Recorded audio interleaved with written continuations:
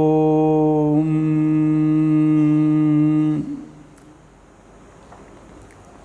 ಜನ್ಮಾತ್ಯಸ್ಯ ಯತೋನ್ಮಯಾದಿತರತಶ್ಚಾರ್ಥೇಷ್ವವಿಘ್ನೇಶ್ವರಾಟ್ ತೇನೇ ಬ್ರಹ್ಮಹೃದಾಯ ಆದಿಕವಯೇ ಮುಹ್ಯಂತಿ M ಸೂರಯಃ ತೇಜೋ ವಾರಿಮೃದಾಂ ಯಥಾ ವಿನಿಮಯೋ ಯತ್ರ ತ್ರಿಸರ್ಗೋ ಮೃಷಾ ಧಾಮ್ನಾ ಸ್ವೇನ ಸದಾ ನಿರಸ್ತಕುಹಕಂ ಸತ್ಯಂ ಪರಂ ಧೀಮಹಿ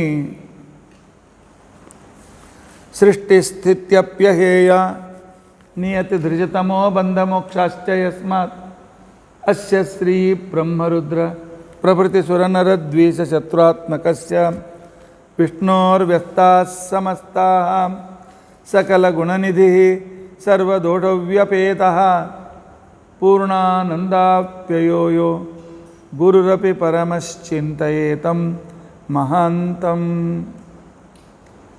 ಧರ್ಮಪ್ರೋಜ್झितकैतवोऽत्र परमः निर्मत्सराणां सतां वेद्यं वास्तवं वस्तुशिवदं तापत्रयोन्मूलनं श्रीमद्भागवते महामुनिकृते किं वा परैः ईश्वरः सद्यो हृद्यवरुध्यतेऽत्र कृतिभिः शुश्रूषुभिस्तक्षणात् निगमकल्पतरोर्गलितं फलं शुकमुखादमृतद्रवसंयुतं पिबत भागवतं रसम् आलयं मुहुरहो रसिकाः भुवि भावुकाः अभ्रमं भङ्गरहितम् अजडं विमलं सदा आनन्दतीर्थमतुलं भजे तापत्रयापहम् भवति यदनुभावादेडमुकोऽपि वाग्मी जडमतिरपि जन्तुर्जायते प्राज्ञमौलिः सकलवचनचेतो देवता भारती सा मम वचसि निधत्तां सन्निधिं मानते च अस्मद्गुरुसमारम्भां टीकाकृत्पादमध्यगां श्रीमदाचार्यपर्यन्तां वन्दे गुरुपरम्पराम् विद्यायां युवधाचार्यं वेदज्ञानाब्धिचन्दिरं दुर्मतध्वान्तमार्ताण्डं सत्यध्यानमुनिं भजे 50 सततं रामपूजकः श्रीसत्यप्रमोदगुरुराट् भासतां नो हृदम्बरे बन्धुस्त्वं गुरुरिष्टदैवतमिति त्वत्पादपङ्केरुहं प्राप्तं मां परिपालयेति सततं याचये निबद्धाञ्जलिः चित्तं मद्गुणदोषचिन्तनविधौ नूनं मनाङ्मा कृताः श्रीसत्यात्मगुरो त्वदङ्घ्रियुगलं हित्वा न मे सद्गतिः यैरहं शुकवत् सम्यक् शिक्षितोऽस्मि कृपालुभिः तान् वन्दे धेनुपाचार्यान् तत्त्वज्ञानार्थसिद्धये श्रीगुरुभ्यो नमः हरिः ओं हरिः ओं हरिः ओं स्वस्तिस्तु अशेषसन्मङ्गलानि सन्तु श्लोकैकश्रवणपठनमात्रेण वक्तुश्च श्रोतॄणां निखिलकलिकृतकल्मषापनोदनपुटुतरे धर्माद्यखिलपुरुषार्थसाधनीभूते अद्य श्रीमद्भागवते सप्तमस्कन्दान्तर्गतकथा प्रारम्भे सति किञ्चित् पूर्वकथानुवादः हरिः ओं हरिः ओं हरिः ओं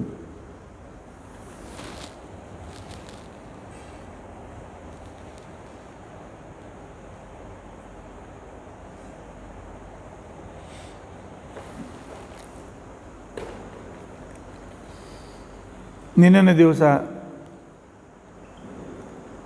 ತಾವೆಲ್ಲ ನವವಿಧ ಭಕ್ತಿಯನ್ನು ಪ್ರಹ್ಲಾದ ಹೇಳಿದ ಮಾತನ್ನು ಕೇಳಿದ್ದೀರಿ.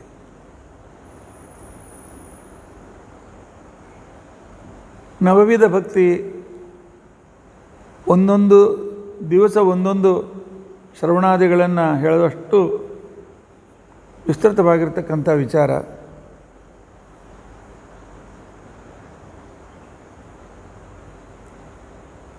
ಇದರ ಬಗ್ಗೆ ಸಾಧ್ಯವಾದರೆ 3 ದಿನದ ಒಂದು ನವವಿಧ ಭಕ್ತಿಯ ಬಗ್ಗೆ ಒಂದು ಪ್ರವಚನದ ಸರಣಿ ಇದೆ. ಸಾಧ್ಯವಾದರೆ ನಾಳೆ ಅಥವಾ ನಾಡಿದ್ದು ಅದನ್ನು ಹಾಕೋದಕ್ಕೋಸ್ಕರ ನಾವು ಪ್ರಯತ್ನ ಮಾಡ್ತೀವಿ. ಯೂಟ್ಯೂಬ್ನಲ್ಲಿ ಮತ್ತೊಮ್ಮೆ ನಾವು ನಮ್ಮ ಸರ್ವಜ್ಞ ಸಂದೇಶ ಮತ್ತು ಆನಂದ ವಿಹಾರದ ಸಂದರ್ಭದಲ್ಲಿ ಹಾಕಲಿಕ್ಕೆ ನಾವು ಪ್ರಯತ್ನಿಸ್ತೇವೆ. ಅಲ್ಲಿ ವಿಸ್ತಾರವಾಗಿ ಅದನ್ನು ತಿಳಿದುಕೊಳ್ಳಲಿಕ್ಕೆ ಪ್ರಯತ್ನಿಸಿ. ಇಲ್ಲಿ ಅದನ್ನು ಹೇಳ್ತಾ ಕೂತ್ಕೊಂಡ್ರೆ ಭಾಗವತ ಮುಂದೆ ಹೋಗೋದಿಲ್ಲ. ಆದ್ದರಿಂದಾಗಿ ನಿನ್ನೆ ಹೇಳಿದ ಸಂಕ್ಷಿಪ್ತವಾದ ವಿಚಾರವನ್ನು ತಿಳಿದುಕೊಳ್ಳಿ. ಅದನ್ನು ನೆನಪಿಟ್ಟುಕೊಳ್ಳೋದಕ್ಕೋಸ್ಕರ ಇನ್ನೊಂದು ಪುರಾಣ ಹೇಳ್ತದೆ, ಒಂದೊಂದು ಭಕ್ತಿಗೆ ಒಬ್ಬ ಪ್ರತಿನಿಧಿಗಳು ನಿಮ್ಮ ಎದುರಿಗಿದ್ದಾರೆ. ಅವರ ಚರಿತ್ರೆ ನೆನಪು ಮಾಡಿಕೊಳ್ಳಿ, ನಿಮಗೆ ಗೊತ್ತಾಗ್ತದೆ. ಶ್ರೀ ವಿಷ್ಣು ಶ್ರವಣೆ ಪರೀಕ್ಷಿತ ಭವತ. ಶ್ರವಣ ಭಕ್ತಿಯ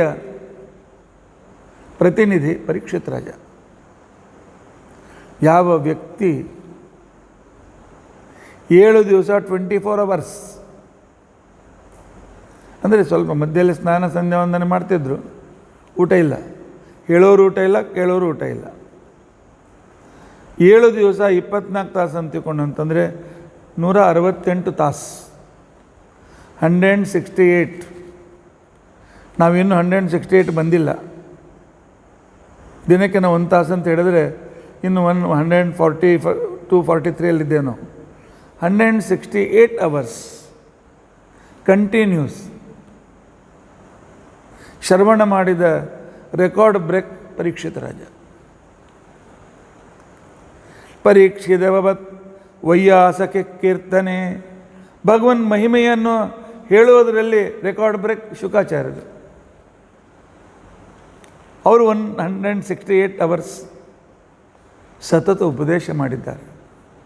ಆ ಗುರು, ಆ ಶ್ರವಣ ಮಾಡ್ತಕ್ಕಂಥ ಪರೀಕ್ಷಿತ ರಾಜ ಇಬ್ಬರೂ ಧನ್ಯರು. ನಮಗೆ 1 ತಾಸು ಆದ ಕ್ಷಣಕ್ಕೆ ಯಾವಾಗ ಆಚಾರ ಮುಗಿಸ್ತಾರೆ ಅಂತ ಅನ್ನಿಸ್ತದೆ.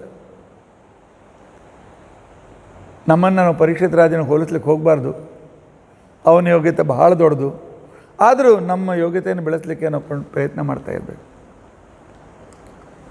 ಇನ್ನು ಭಗವಂತನ ಸ್ಮರಣೆ. ಭಗವಂತನ ಸ್ಮರಣೆಯಲ್ಲಿ ಆಸಕ್ತನಾದ ಒಬ್ಬ ವ್ಯಕ್ತಿ ತಾಯಿಯ ಗರ್ಭದಲ್ಲೇ ಇದ್ದಾಗಿನಿಂದ ಹಿಡಿದುಕೊಂಡು ತಾನೇನು ಅನೇಕ ಸಹಸ್ರ ವರ್ಷ, ಸುಮಾರು 36,000 ವರ್ಷ ರಾಜ್ಯವನ್ನೇನೆಳೆದ. ಅಷ್ಟು ದಿವಸವರೆಗೂ ಒಂದು ದಿವಸವೂ ಭಗವಂತನನ್ನು ಮರೆಯದೆ ಭಗವಂತನ ಸ್ಮರಣದಲ್ಲೇ ಕಳೆದ ವ್ಯಕ್ತಿ ಪ್ರಹ್ಲಾದರಾಜರು. ಯಾವನು ತನ್ನ ತಂದೆಗೆ ಉಪದೇಶ ಮಾಡಿದ್ದಾನೆ, ಸ್ಮರಣಂ ಕೀರ್ತನಂ ವಿಷ್ಣು ಸ್ಮರಣಂ ಪಾದಸೇವನಂ ಅರ್ಚನಂ ವಂದನಂ ದಾಸ್ಯಂ ಸಖ್ಯಂ ಆತ್ಮನಿವೇದನಂ. ಈ ಪ್ರಹ್ಲಾದ ಸ್ಮರಣ ಭಕ್ತಿಗೆ ಇವನು ನಮಗೆ ವಿಶಿಷ್ಟವಾಗಿರ್ತಕ್ಕಂಥ ಮಾರ್ಗದರ್ಶಕ. ಇನ್ನು ಪರಮಾತ್ಮನ ಪಾದಗಳ ಸೇವೆಯನ್ನು ಮಾಡುವುದರಲ್ಲಿ ರೆಕಾರ್ಡ್ ಬ್ರೇಕ್ ಮಾಡಿರ್ತಕ್ಕಂಥವಳು ಮಹಾಲಕ್ಷ್ಮೀ ದೇವಿ.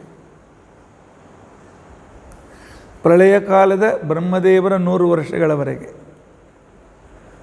ಆನಂತರ ಈಗಲೂ ಒಂದು ರೂಪದಿಂದ ದಿನಾಲು ಭಗವಂತನ ಪಾದಗಳನ್ನು ತನ್ನ ತೊಡೆ ಮೇಲೆ ಇಟ್ಕೊಂಡು ಆ ಪರಮಾತ್ಮನ ಕಾಲನ್ನು ಒತ್ತಾ ಇದ್ದಾಳಲ್ಲ, ಪಾದ ಸೇವನೆಯ ಭಕ್ತಿಗೆ ಮಹಾಲಕ್ಷ್ಮೀ ದೇವಿ. ಇಲ್ಲ, ಇದಕ್ಕೆ ಇನ್ನೊಂದು ಅರ್ಥ ನೀನೇ ನಾನು ಹೇಳಿದ ಪ್ರಕಾರ ಪಾದರು ಅಂತ ತಿಳ್ಕೊಂಡ್ರೆ ಗುರುಗಳು, ಮಹಾತ್ಮರು, ಅವರ ಸೇವಾ. ಮಹಾತ್ಮರ ಸೇವೆಯನ್ನು ಮಾಡುವ ವಿಷಯದಲ್ಲಿ ನಮ್ಮ ಉಪನಿಷತ್ನಲ್ಲಿ ಆರುಣಿ, ಉಪಮನ್ಯು ಇಂತಹ ನೂರಾರು ಸಾವಿರಾರು ಜನ ಗುರುಗಳಿಗೋಸ್ಕರ ತಮ್ಮ ಪ್ರಾಣ ಕೊಡಲಿಕ್ಕೆ ತಯಾರಾಗಿರ್ತಕ್ಕಂಥವರು ಸಿಗ್ತಾರೆ. ನಮ್ಮ ಉತ್ತರಾದಿ ಮಠದ ಪರಂಪರೆಯಲ್ಲಿ ಸತ್ಯಾಭಿನವ ತೀರ್ಥರು ಒಂದು ಕ್ಷಣ ಗುರುಗಳನ್ನು ಸ್ಮರಿಸೋದು ಬಿಟ್ಟಿರಲಿಲ್ಲ. ಇರುವವರೆಗೂ ಗುರುಸೇವೆ ಮಾಡಿದರು. ಮುಂದೆ ಅವರ ಗುರುಗಳ ಪಾದುಕೆ ಇಟ್ಟುಕೊಂಡು ಸತತ ಸೇವೆಯನ್ನು ಮಾಡ್ತಕ್ಕಂಥ ಮಹಾನ್ ಭಾವರು. ತದಂಗ್ರಿ ಭಜನೆ ಲಕ್ಷ್ಮೀ. ಇನ್ನು ಭಗವಂತನ ಪೂಜೆ, ಕೂತುಕೊಂಡ್ರೆ ಮೈಮರೆತು ಪೂಜೆ ಮಾಡ್ತಕ್ಕಂಥ ವ್ಯಕ್ತಿ ಪೃಥುರಾಜ. ಪೃಥು ಪೂಜನೆ, ಸಂಪೂರ್ಣ ಪೃಥ್ವಿಯನ್ನೇ ಡೆವಲಪ್ ಮಾಡಿದ ಮಹಾನುಭಾವ. ಅದನ್ನೇ ಪೂಜೆ ಅಂತ ತಿಳಿದುಕೊಂಡು ಅದನ್ನು ಮಾಡುವ ಜೊತೆಯಲ್ಲಿ ಅಲ್ಲಿಯೇ ಭಗವಂತನನ್ನು ಆರಾಧನೆ ಮಾಡಿ ಸತತ ಪೂಜೆಯನ್ನು ತನ್ನ ಜೀವನದ ಉದ್ದಕ್ಕೂ ಮಾಡಿರ್ತಕ್ಕಂಥ ಮಹಾನ್ ವ್ಯಕ್ತಿ ಪೃಥುರಾಜ. ಅರ್ಚನಂ ಆಯಿತು, ಶ್ರವಣಂ ಕೀರ್ತನಂ ವಿಷ್ಣು ಸ್ಮರಣಂ ಪಾದಸೇವನ. ಅರ್ಚನಂ ಪೃಥುರಾಜ. ವಂದನಂ, ಪರಮಾತ್ಮನ ಪಾದಗಳಿಗೆ ನಮಸ್ಕಾರ ಮಾಡಲಿಕ್ಕೆ, ಭಗವಂತನಿಗೆ ನಮಸ್ಕಾರ ಮಾಡಲಿಕ್ಕೆ ರೆಕಾರ್ಡ್ ಬ್ರೇಕ್ ಭಕ್ತಿಯನ್ನು ಮಾಡಿದ ವ್ಯಕ್ತಿ ಅಕ್ರೂರ. ಕಂಸನಿಂದ ಪ್ರೇರಕನಾಗಿ ಕೃಷ್ಣನನ್ನು ಕರೀಲಿಕ್ಕೆ ಬಂದಿದ್ದಾನೆ. ಯಮುನಾ ನದಿ ದಾಟಿದ, ಗೋಕುಲಕ್ಕೆ ಬಂದು ಮುಟ್ತಾನೆ. ಅದೇ ವೇಳೆಗೆ ಕೃಷ್ಣ ಹಸುಗಳನ್ನು ಕರೆದುಕೊಂಡು ತಾನು ತನ್ನ ಮನೆಗೆ ಬಂದಿರ್ತಾನೆ. ಅಲ್ಲಿಯ ಧೂಳಿನಲ್ಲಿ ಕೃಷ್ಣನ ಪಾದಗಳು ಮೂಡಿವೆ. ಶಂಖ, ಚಕ್ರ, ಗದಾ, ಪದ್ಮ, ಧ್ವಜ, ವಜ್ರ ಇತ್ಯಾದಿಗಳಿಂದ ಯುಕ್ತವಾಗಿರ್ತಕ್ಕಂತಹ ಪಾದಗಳ ಚಿಹ್ನೆ ನೋಡಿದ. ನಾನು ಮಥುರೆಯ ಮಹಾಮಂತ್ರಿ, ಮೈಮೇಲೆ ಲಕ್ಷಾವಧಿ ರೂಪಾಯಿ ಬೆಲೆ ಬಾಳುವ ಬಟ್ಟೆ ಆಭರಣ ತೊಟ್ಟುಕೊಂಡಿದ್ದೇನೆ. ಮರೆತು ಬಿಟ್ಟ. ರಥದಿಂದ ಇಳಿದ, ಅಲ್ಲಿಂದ ಹಿಡಿದುಕೊಂಡು ಕೃಷ್ಣನ ನಂದನ ಮನೆಯವರೆಗೂ ಉರುಳು ಸೇವೆಯನ್ನು ಮಾಡ್ತಾ ಪರಮಾತ್ಮನ ಪಾದಗಳಿಗೆ ಉರುಳುತ್ತಿದ್ದ. ಆ ಧೂಳಿಯನ್ನು ಮೈಮೇಲೆ ಹಾಕ್ಕೊಳ್ತಿದ್ದ, ಮತ್ತೆ ಮುಂದೆ ಉರುಳುತ್ತಿದ್ದ, ಅದನ್ನು ಧೂಳಿಯನ್ನು ಮೈಮೇಲೆ ಹಾಕ್ಕೊಳ್ತಿದ್ದ.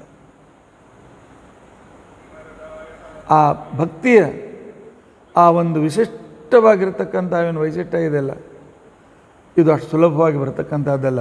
ಅಕ್ರೂರ ಅಭಿವಂದನೆ. ಇನ್ನು ದಾಸ್ಯ ಭಕ್ತಿ. ವದಮೇ ತವದಾಸ್ಯ ಯೋಗಂ ಅಂತಿಕೊಂಡು ಪ್ರಹ್ಲಾದ ಕೇಳಿದಂತೆ ಇನ್ನೊಬ್ಬ ವ್ಯಕ್ತಿ, ನಿನ್ನ ದಾಸಾನುದಾಸರ ದಾಸರ ದಾಸನಾಗುವಂತೆ ನನಗೆ ನಿನ್ನಲ್ಲಿ ಅನುಕೂಲ ಕೊಡುವಂತಿಕೊಂಡು ಅಂತೇಳಿ ಕೇಳಿದವನು ಹನುಮಂತ. ಒಂದಲ್ಲ, ಮೂಲ ರೂಪದಲ್ಲಿಯೂ ಹನುಮ ಭೀಮ ಮಧ್ವರ ರೂಪದಲ್ಲಿಯೂ ಸತತವಾಗಿ ಭಗವಂತನ ದಾಸತ್ವವನ್ನು ಸ್ವೀಕರಿಸಿ ಎಲ್ಲ ಕಡೆಯಲ್ಲಿಯೂ ಭಗವಂತನನ್ನು ಕಾಣ್ತಕ್ಕಂಥ ವ್ಯಕ್ತಿ. ಜನರು ಕೇಳಿದರೆ ಎದೆ ಸೀಳಿ ನನ್ನಲ್ಲಿ ಭಗವಂತ ಇದ್ದಾನೆ ಅಂತೇಳಿ ತೋರಿಸಿಕೊಟ್ಟ ವ್ಯಕ್ತಿ. ಭೀಮನಾದಾಗ ವಿಷ್ಣು ಸರ್ವೋತ್ತಮ ಅಂತ ಅನ್ನೋದಕ್ಕೋಸ್ಕರ ಅವನು ಸ್ವಾಮಿ, ನಾನು ದಾಸ, ಅವನು ಈಶ, ನಾನು ದಾಸ ಅನ್ನೋದಕ್ಕೋಸ್ಕರ ಪ್ರಮಾಣ ಏನು ಅಂತ ತಿಳ್ಕೊಂಡು ಅಂತೇಳಿ ಜರಾಸಂಧ ಕೇಳಿದ. ಭೀಮ ಹೇಳಿದ, ನಾನು ಪ್ರಮಾಣ, ನಾನು ಪ್ರಮಾಣ. ನನ್ನನ್ನು ಸೋಲಿಸಿದರೆ ದೇವರು ಸ್ವತಂತ್ರ ಸರ್ವೋತ್ತಮ ಅಲ್ಲ.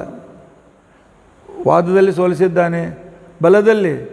ಕೊನೆಗೆ ಅವನನ್ನು ಎತ್ತಿ ಆ ಕಾಲದಲ್ಲಿ ಒಯ್ದವನು ಗಂಗೆಯಲ್ಲಿ ಎಸೆದರೆ 100 ಮೈಲು ಹೋಗಿ ಗಂಗೆಯಲ್ಲಿ ಬಿದ್ದಿದ್ದಾನೆ ಜರಾಸಂಧ. ಇದು ಭೀಮನ ಸಾಮರ್ಥ್ಯ. ಅದಕ್ಕೆ ಸತ್ತರೆ ಭೀಮನ ಕೈಯಲ್ಲಿ ಸಾಯಬೇಕು ಅಂತೇಳಿ ಕೃಷ್ಣನ ಜೊತೆಗೆ ಬಂದಾಗ ಭೀಮನ ಜೊತೆಗೆ ಒಂದು ಯುದ್ಧ ಆಡ್ತೇನೆ ಅಂತಿಕೊಂಡು ಅಂದಿದ್ದಾನೆ ಜರಾಸಂಧ. ವಿಷ್ಣು ಪಾದೋದಕ ಅಂತ ತಿಳ್ಕೊಂಡು ಅಂತೇಳಿ ಒಂದು ಸಲ ಗಂಗಾ ನದಿ ಸ್ನಾನ ಮಾಡಿರಲಿಲ್ಲ ಈ ಮೂರ್ಖ ಶಿವಭಕ್ತ. ಶಿವಭಕ್ತರು ಮೂರ್ಖಲ್ಲ, ಇಂಥ ಮೂರ್ಖರು. ಪರಮಾತ್ಮನ ತಾರತಮ್ಯಾನುಸಾರ ರುದ್ರದೇವರನ್ನು ಪೂಜೆ ಮಾಡತಕ್ಕಂಥವರೆಲ್ಲರೂ ಮಹಾ ಬುದ್ಧಿವಂತರು. ಆದರೆ ಶಿವ ಸರ್ವೋತ್ತಮ ಮಾತ್ರ ಅಂತಿಕೊಂಡು ಅಂತಕ್ಕಂಥ ವ್ಯಕ್ತಿಗಳು ಶಾಸ್ತ್ರದ ವಿರುದ್ಧವನ್ನು ಮಾತನಾಡ್ತಕ್ಕಂಥವರು. ಎತ್ತಿ ಗಂಗೆಯಲ್ಲಿ ಹಾಕಿದ, ವಿಷ್ಣು ಪಾದದಲ್ಲಿ ಬೀಳು, ಸ್ವಲ್ಪರ ಬುದ್ಧಿ ಬರಲಿ ಅಂತ ತಿಳ್ಕೊಂಡಂತೆ. ಮಧ್ವಾಚಾರ ಆದಾಗ ಬಾಲ್ಯದಿಂದ ಆಟ ಆಡುವ ಸಮಯದಿಂದಲೂ ಪರಮಾತ್ಮನನ್ನು ಸತತವಾಗಿ ಮನಸ್ಸಿನಲ್ಲಿ ಪೂಜೆ ಮಾಡಿ ಅವನ ಸಿದ್ಧಾಂತ, ವಿಷ್ಣು ಸರ್ವೋತ್ತಮ ಸಿದ್ಧಾಂತಕ್ಕೋಸ್ಕರವೇ ತಮ್ಮ ಜೀವನವನ್ನು ಮುಡುಪಾಗಿಟ್ಟಿರ್ತಕ್ಕಂಥ ವ್ಯಕ್ತಿಗಳು. ಎಲ್ಲ ವಿರೋಧಿಗಳನ್ನು ಅವರ ವಿರೋಧವನ್ನೆಲ್ಲ ಸೋಲಿಸಿ ಖಂಡನೆ ಮಾಡಿ ವಿಷ್ಣು ಸರ್ವೋತ್ತಮವನ್ನು ಸ್ಥಾಪನೆ ಮಾಡಿ ಪರಮಾತ್ಮನ ಆ ಹಂಸರಾಮ ಪರಮಾತ್ಮದಿಂದ ಬಂದಿರತಕ್ಕಂಥ ಈ ಸಿದ್ಧಾಂತವನ್ನು ಮುಂದುವರಿಸಿರ್ತಕ್ಕಂಥ ಮಹಾನ್ ವ್ಯಕ್ತಿ ಮಧ್ವಾಚಾರ್ಯರು. ದಾಸ್ಯದಲ್ಲಿ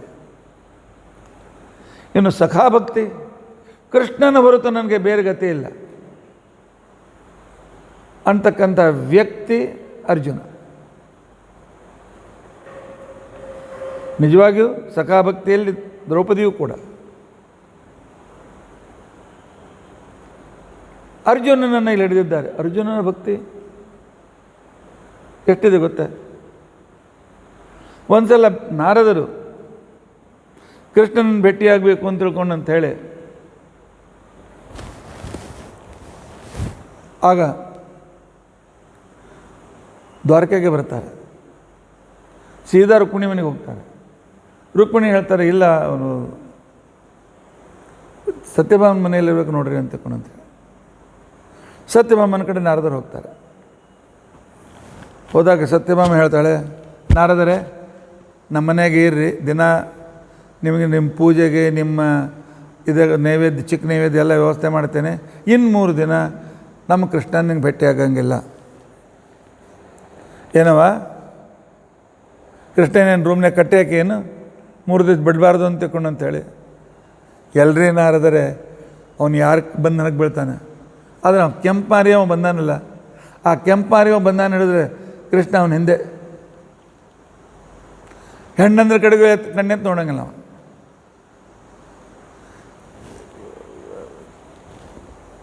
ಸತ್ಯಭಾಮ ಒಗಟಿನ ಮಾತು ಯಾಕೆ? ಆ ಕೆಂಪಾರಿ ಅವನೇ ಆ ಭೀಮನ್ ತಮ್ಮ ಅರ್ಜುನ ಬಂದಾನ. ಅವ ಬಂದರೆ ಆಯ್ತು, ಊಟ ಹಿಡಿದುಕೊಂಡು ಸ್ನಾನ ಹಿಡಿದುಕೊಂಡು ಇಬ್ಬರು ಎಲ್ಲ ಜೊತೆಗೇನೆ ಮಾಡ್ತಾರೆ. ಅವರು ಮಲಗೋದು ಜೊತೆಗೇನೆ. ಏನಪ್ಪ ಇಂಥ ಭಕ್ತಿ ಕೃಷ್ಣ ಅರ್ಜುನಿಗೆ ಹೇಗಿದೆ ನೋಡಿಬಿಡೋಣ ಅಂತ ತಿಳ್ಕೊಂಡು ಅಂತೇಳಿ ಅಲ್ಲಿ ಇಲ್ಲೆಲ್ಲಿ ಹುಡುಕಿದ್ರು ಸಿಗಲಿಲ್ಲ. ಕೊನೆಗೆ ದ್ವಾರಪಾಲಕರು ಕೇಳಿದ, ಇಲ್ಲ ಅವ್ರು ಸಮುದ್ರ ದಂಡೆಗೆ ತಿರುಗಾಡ್ಲಿಕ್ಕೆ ಹೋಗ್ಯಾರ ಇಬ್ಬರು ಅಂತ ತಿಳ್ಕೊಂಡಂತೆ. ಆಯ್ತು, ನಾರದರು ಸಮುದ್ರ ದಂಡೆಗೆ ಹೊರಟ್ರು. ಹೋಗಿ ಸ್ವಲ್ಪ ದೂರದಲ್ಲಿ ಒಂದು ತೆಂಗಿನ ಗಿಡದ ಕೆಳಗೆ ಇಬ್ಬರು ಕಾಣಿಸಿದ್ರು. ಬಂದು ನೋಡ್ತಾರೆ, ವಿಚಿತ್ರ ದೃಶ್ಯ. ಅರ್ಜುನ ಆರಾಮ್ ಕೃಷ್ಣನ ತೊಡೆ ಮೇಲೆ ತಲೆ ಇಟ್ಟು ನಿದ್ದೆ ಹೊಡ್ಲಿಕ್ಕತ್ತಾನೆ. ಕೃಷ್ಣ ಅವನು ಚಪ್ರ ತೆಗತ್ತಾನೆ. ಒಮ್ಮೊಮ್ಮೆ ಅವನು ಬೇನ್ ಮೇಲೆ ಕೈ ಹಿಡಿಸ್ತಾನೆ. ನಾರದರಂದು ಏನು ಹುಚ್ಚುತ್ತಾನ, ಯಾರನ್ನು ಪೂಜೆ ಮಾಡಬೇಕು ಅವ್ರ ಕಡೆಯಿಂದ ಸೇವೆ ತೆಗೆದುಕೊಳ್ತಾ ಇದ್ದಾನೆ ಮಾರಾಯ. ಕೃಷ್ಣ ಇದೇನು? ಕೃಷ್ಣ ಇದು ಜೋರ ಮಾತಾಡಿ. ಅರ್ಜುನ ಹೇಳ್ತಾನೆ, ಕೂತು ಕೂಡಿಲ್ಲ, ಆಮೇಲೆ ಮಾತಾಡು. ಏನು ಮಾಡೋದು? ಕೃಷ್ಣ ಇನ್ನಲ್ಲಿ ಬಾಡಿ ಕೂದಬೇಕಾಯ್ತು. ಒಂದು 15 ನಿಮಿಷ ಆಯಿತು.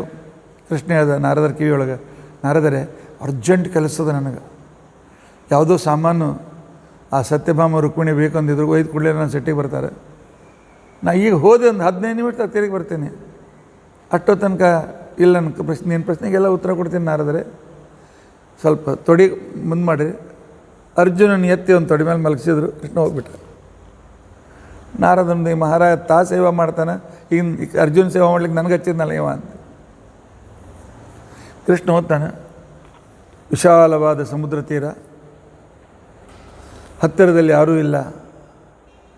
ನಾರದರ ಕಿವಿಗೆ ಕೇಳಿಸ್ಲಿಕ್ಕೆ ಪ್ರಾರಂಭ ಆಯಿತು, ಶ್ರೀಕೃಷ್ಣ ಶರಣಂ ಮಮ, ಶ್ರೀಕೃಷ್ಣ ಶರಣಂ ಮಮ, ಶ್ರೀಕೃಷ್ಣ ಶರಣಂ ಮಮ. ಹಿಂದೆ ನೋಡಿದ್ರು ಯಾರೂ ಇಲ್ಲ, ಮುಂದೆ ನೋಡಿದ್ರು ಅದೇ ಇಲ್ಲ, ಬದಿ ಇಲ್ಲ, ಮೇಲೆ ಕೆಳಗೆ ಎದುರು ಯಾರಿಲ್ಲ. ಸ್ವಲ್ಪ ಲಕ್ಷ್ಯ ಕೊಟ್ಟು ನೋಡಿದರೆ ಅರ್ಜುನನ ಪ್ರತಿಯೊಂದು ರೋಮಕೂಪದಿಂದ ಶ್ರೀಕೃಷ್ಣ ಶರಣಂ ಮಮ, ಶ್ರೀಕೃಷ್ಣ ಶರಣಂ ಮಮ, ಶ್ರೀಕೃಷ್ಣ ಶರಣಂ ಮಮ, ಶ್ರೀಕೃಷ್ಣನೇ ನನಗೆ ಆಶ್ರಿತ, ಅವನೇ ನನ್ನ ಮಿತ್ರ. ಆಗ ಅರ್ಥ ಆಯಿತು, ನಾವು ಬಾಯಿಯಿಂದ ಕೃಷ್ಣ ಕೃಷ್ಣ ಅಂತಿಕೊಂಡಂತಂತೀವಿ, ಇವನ ಪ್ರತಿಯೊಂದು ರೋಮಕೂಪವು ಕೃಷ್ಣಮಯವಾಗಿದೆ. ಪ್ರತಿಯೊಂದು ರೋಮಕೂಪದಿಂದ ಕೃಷ್ಣನ ಹೆಸರು ಬರ್ತಾ ಇದೆ. ಎಂಥ ಅದ್ಭುತ ಭಕ್ತ ಅಂತ ತಿಳ್ಕೊಂಡು ಅಂಥೇಳಿ ಆ ಕಾಲದಲ್ಲಿ ಅಷ್ಟರಲ್ಲಿ 15 ನಿಮಿಷ ಆಯಿತು. ಕೃಷ್ಣ ಬಂದ ಆ ಕ್ಷಣಕ್ಕೇನೆ ಏನು ಎದ್ದಾನೇನು ಅರ್ಜುನ ಅಂತಷ್ಟೇ ಅರ್ಜುನ ಎತ್ಕೂತ, ಏನು ಕೃಷ್ಣ ಭಾಳ ದಣವಾಗಿತ್ತು, ಕ್ಷಮಿಸ್ಬಿಡಪ್ಪ ಅಂತ. ಹಾಂ ನಾರದರೆ ನಿಮ್ಮದೇನೋ ಪ್ರಶ್ನೆ ಇತ್ತಲ್ಲ ಹೇಳ್ರಿ. ನಾರ ಹೇಳಿದ್ರು, ನನ್ನ ಪ್ರಶ್ನೆಗೆ ಉತ್ತರ ಸಿಕ್ಕದು.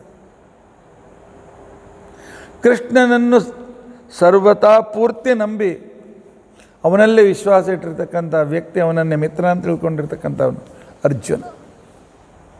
ಅದಕ್ಕೋಸ್ಕರವೇ ಯುದ್ಧ ಮಾಡದ, ಆಯುಧಗಳನ್ನು ಹಿಡಿಯದ ನಾನು ಬೇಕು, ನನ್ನ 1,000,000 ಸೈನ್ಯ ಬೇಕು ಅಂತ ತಿಳ್ಕೊಂಡು ಕೇಳಿದಾಗ ನೀನೇ ಬೇಕು ಕೃಷ್ಣ ಅಂತಂದ ಅಂದವನು ಇದೇ ಅರ್ಜುನ. ಇನ್ನು ಭಗವಂತನಿಗೆ ತನ್ನನ್ನೇ ತಾನು ಅರ್ಪಿಸಿಕೊಂಡಿರ್ತಕ್ಕಂಥ ಭಕ್ತರಲ್ಲಿ ಯಾರು? ತನ್ನನ್ನು ತಾನೇ ಅರ್ಪಿಸಿಕೊಂಡಿರ್ತಕ್ಕಂಥ ಭಕ್ತ ಅಂತ ತಿಳ್ಕೊಂಡಂತಂದರೆ ಬಲಿಚಕ್ರವರ್ತಿ. 3 ಪಾದ ಭೂಮಿಯನ್ನು ಕೊಟ್ಟ ಮೇಲೆಯೂ ಕೂಡ ಇನ್ನೊಂದು ಪಾದ ಭೂಮಿ ಜಾಗ ಕೊಡು, 2 ಪಾದನ ಜಾಗ ತಾವು ವ್ಯಾಪಿಸಿಬಿಟ್ಟ ಪರಮಾತ್ಮ. ಕೊಡುವಂಥ ಒಂದಾಕ್ಷಣಕ್ಕೇನೆ ತನ್ನ ತಲೆಯನ್ನೇ ಮುಂದೆ ಮಾಡೋದು ಪರಮಾತ್ಮ, ಇಲ್ಲಿಡು. ತನ್ನನ್ನು ತಾನು ಒಪ್ಪಿಸಿಕೊಂಡ. ಆದ್ದರಿಂದಾಗಿ ಆತ್ಮನಿವೇದನಂ, ಆತ್ಮನಿವೇದನಕ್ಕೆ ಇನ್ನೊಂದು ಅರ್ಥ ಇದೆ. ಇಲ್ಲಿಯೂ ಮುಕ್ತಿಯಲ್ಲಿಯೂ ಕೂಡ ಅಂತರ್ಯಾಮಿಯಾಗಿದ್ದು ಪರಮಾತ್ಮನೇ ಸಕಲ ಪ್ರೇರಣೆ ಮಾಡ್ತಕ್ಕಂಥವನು, ಆ ಬಿಂಬ ನಾಗೆದ್ದುಕೊಂಡು ಪ್ರತಿಬಿಂಬಕ್ಕೆ ಕ್ರಿಯೆಗಳನ್ನು ಮಾಡಿಸ್ತಕ್ಕಂಥವನು ಅಂತ ತಿಳ್ಕೊಂಡಂತನ್ನುವುದು ಅನ್ನೋದನ್ನು ದೃಢವಾಗಿ ತಿಳಿದುಕೊಳ್ಳುವುದೇ ಆತ್ಮನಿವೇದನ ಅಂತ ಅನ್ಸ್ಕೊಳ್ತಾರೆ. ಈ ರೀತಿಯಾಗಿ ಇಂಥವರ ಚರಿತ್ರೆಯನ್ನು ನೆನಪಿನ ಇಟ್ಕೊಂಡ್ರೆ ಶ್ರವಣಂ ಕೀರ್ತನಂ ವಿಷ್ಣೋ ಸ್ಮರಣಂ ಪಾದಸೇವನಂ ಅರ್ಚನಂ ವಂದನಂ ದಾಸ್ಯಂ ಸಖ್ಯಂ ಆತ್ಮನಿವೇದನಂ.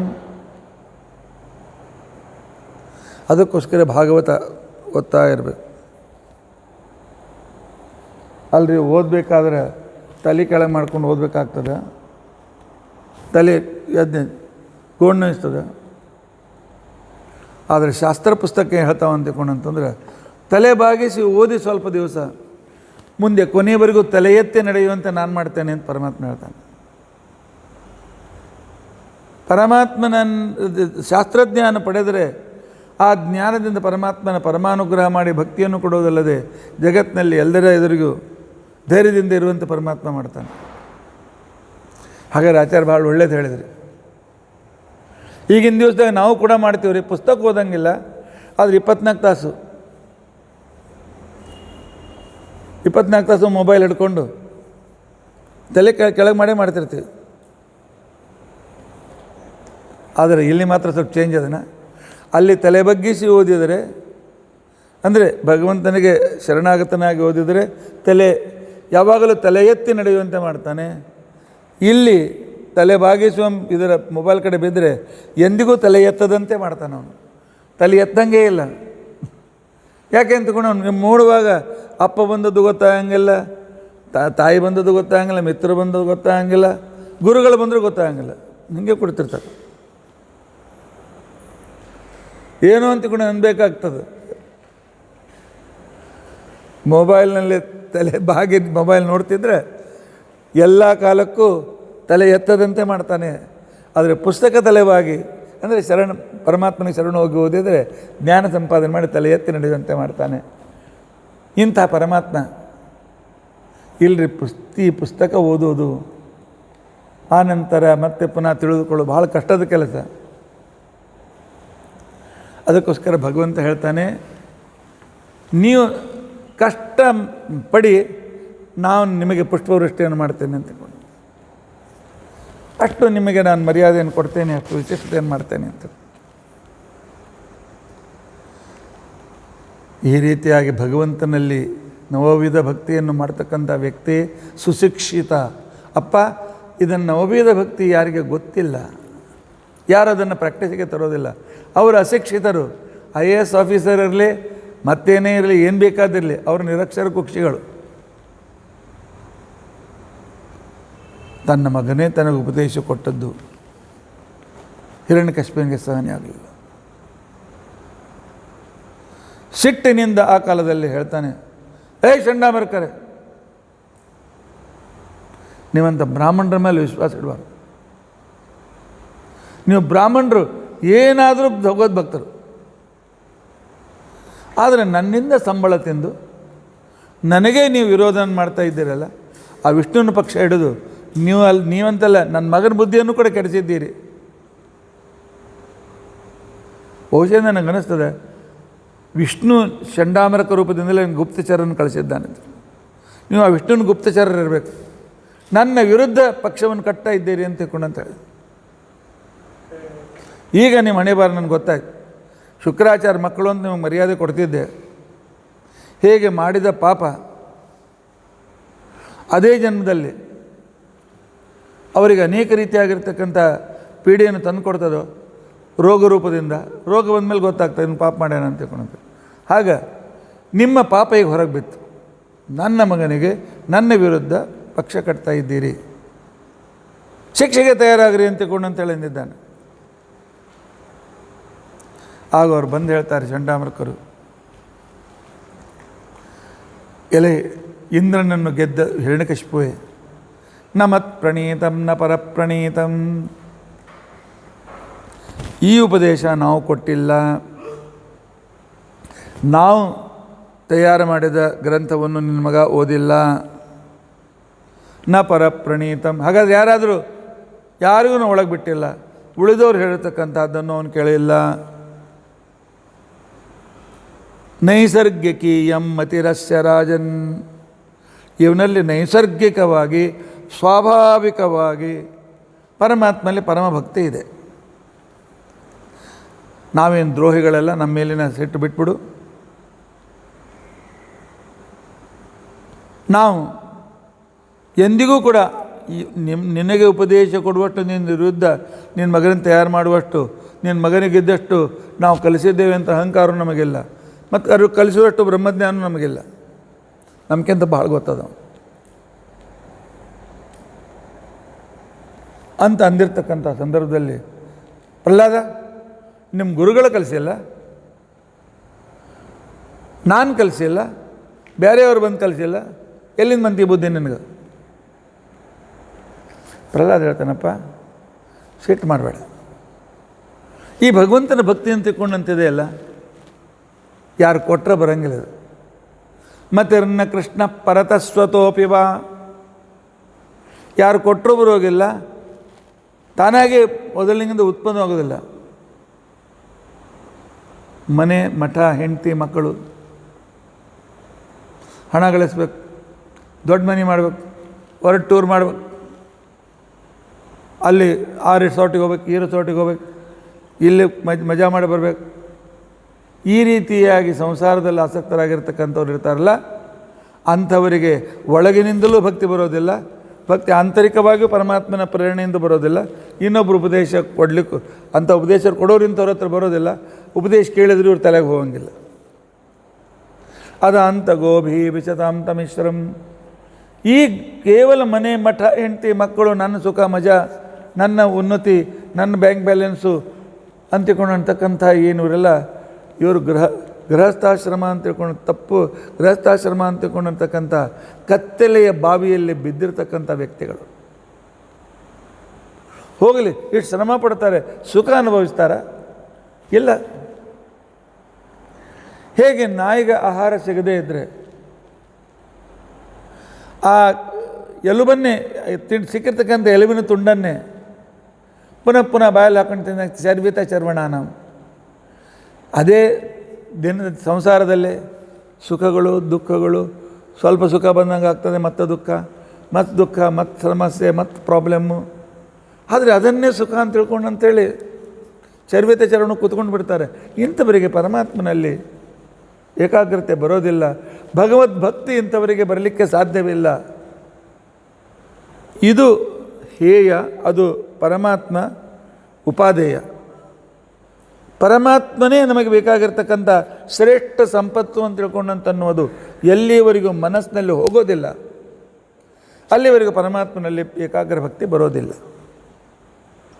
ನಮ್ಮೆಲ್ಲರೂ ತಕರಾರು, ಆಚಾರ್ಯ ಎಷ್ಟೆಲ್ಲ ಮಾಡ್ತೀವಿ, ಪೂಜಾ ಕೂತಾಗ ಏಕಾಗ್ರತೆ ಬರೋಂಗಿಲ್ಲ ಅಂತ ತಿಳ್ಕೊಂಡಂತಂದರೆ ನಾವು ದೇವರು ಫಸ್ಟ್ ಪ್ರಿಫರೆನ್ಸು, ಉಳಿದೆಲ್ಲ ನಂತರ ತಿಳ್ಕೊಂಡಂತನೂ ತಿಳಿದುಕೊಂಡಿಲ್ಲ.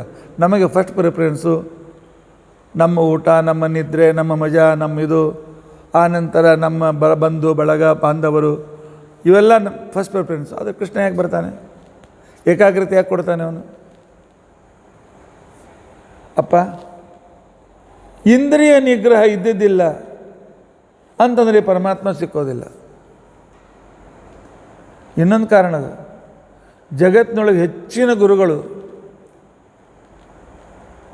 ಸಕಾಮ ಕರ್ಮವನ್ನೇ ಹೇಳ್ತಾರೆ. ಗೃಹಸ್ಥರು ಬಂದಾಕ್ಷಣಕ್ಕೇನೆ ದೇವರಲ್ಲಿ ಭಕ್ತಿ ಮಾಡಿರಿ,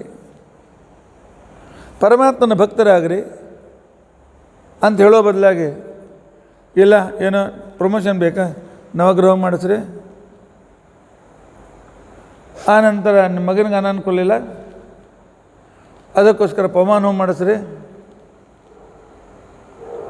ಆ ನಂತರ ವಿನಾಯಕ ಶಾಂತಿ ಮಾಡಿರಿ, ಆ ನಂತರ ನಾರಾಯಣ ಬಲಿ ಮಾಡಿರಿ, ಕಾಲಸರ್ಪ ಶಾಂತಿ ಮಾಡಿಸ್ರಿ.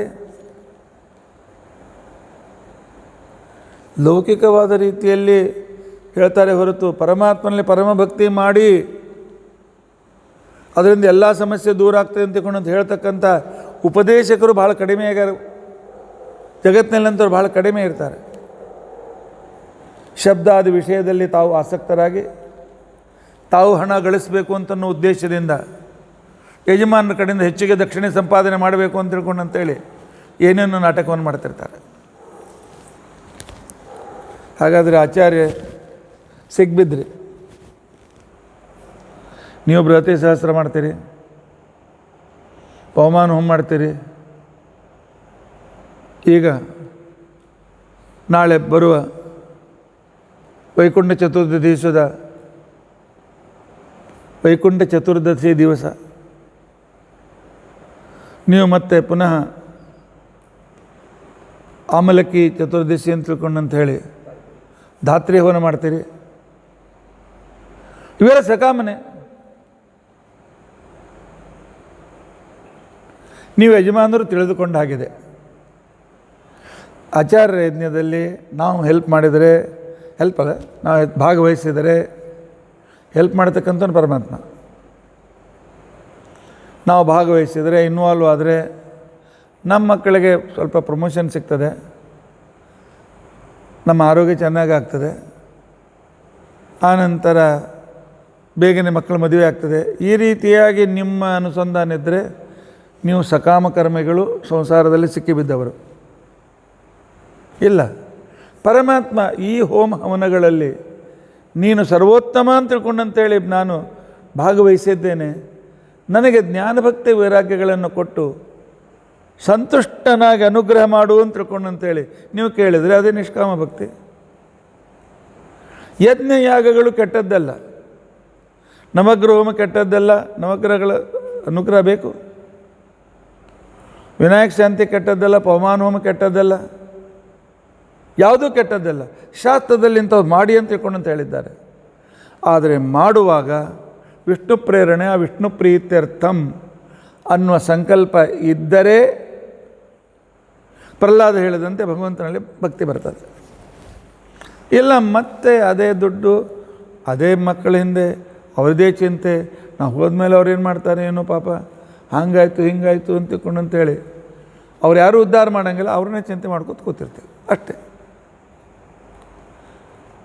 ಆದ್ದರಿಂದಾಗಿ ಇಂಥ ಭಗವಂತನ ಭಕ್ತಿ ಮಾಡಿ ಅಂತ ಹೇಳದೇ ಇರತಕ್ಕಂಥ ಗುರುಗಳ ಹಿಂದೆ ಹೋಗಬೇಡಿ.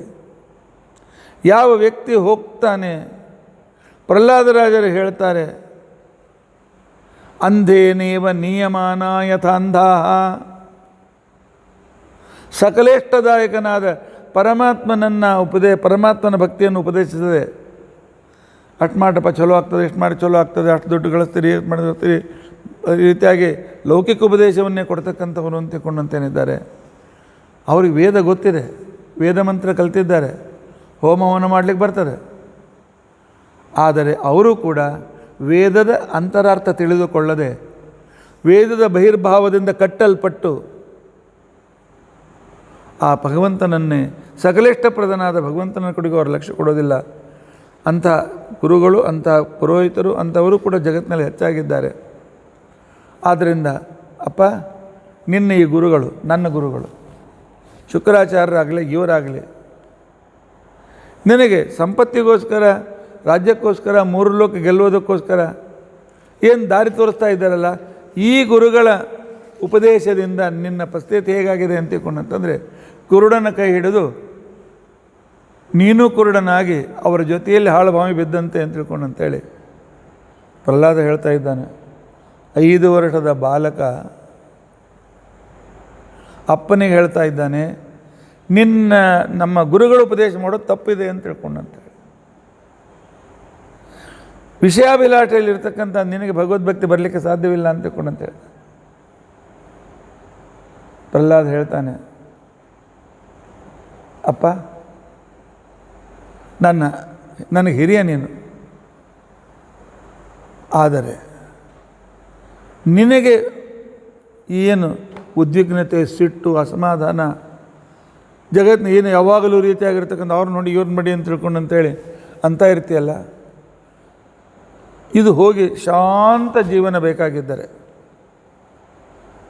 ನೀನು ಅಪ್ಪ ವಿಷಯಾಭಿಲಾಷೆಯನ್ನು ಇಟ್ಟುಕೊಳ್ಳದೆ ಅಷ್ಟು ದುಡ್ಡು ಬೇಕು, ಇಷ್ಟು ದುಡ್ಡು ಬೇಕು, ಹಾಗಬೇಕು, ಹೀಗೆ ಬೇಕಂತ ಆಶಯ ಇಲ್ಲದೆ ಮಹಾನುಭಾವರಾಗಿ ಪರಮಾತ್ಮ ನೀನೇ ಬೇಕು ಅಂತ ತಿಳ್ಕೊಂಡಂತೇಳಿ ಪರಮಾತ್ಮನನ್ನ ಮೇಲೆ ಭಕ್ತಿಯನ್ನು ಮಾಡಿ ಯಾರು ಪರಮಾತ್ಮನ ಭಕ್ತಿಯಲ್ಲಿ ಧ್ಯಾನದಲ್ಲಿ ರತರಾಗಿದ್ದಾರೆ ಹೋಗಿ ಅವರ ಕಾಲಿನ ಕೆಳಗೆ ಉರುಳಾಡು.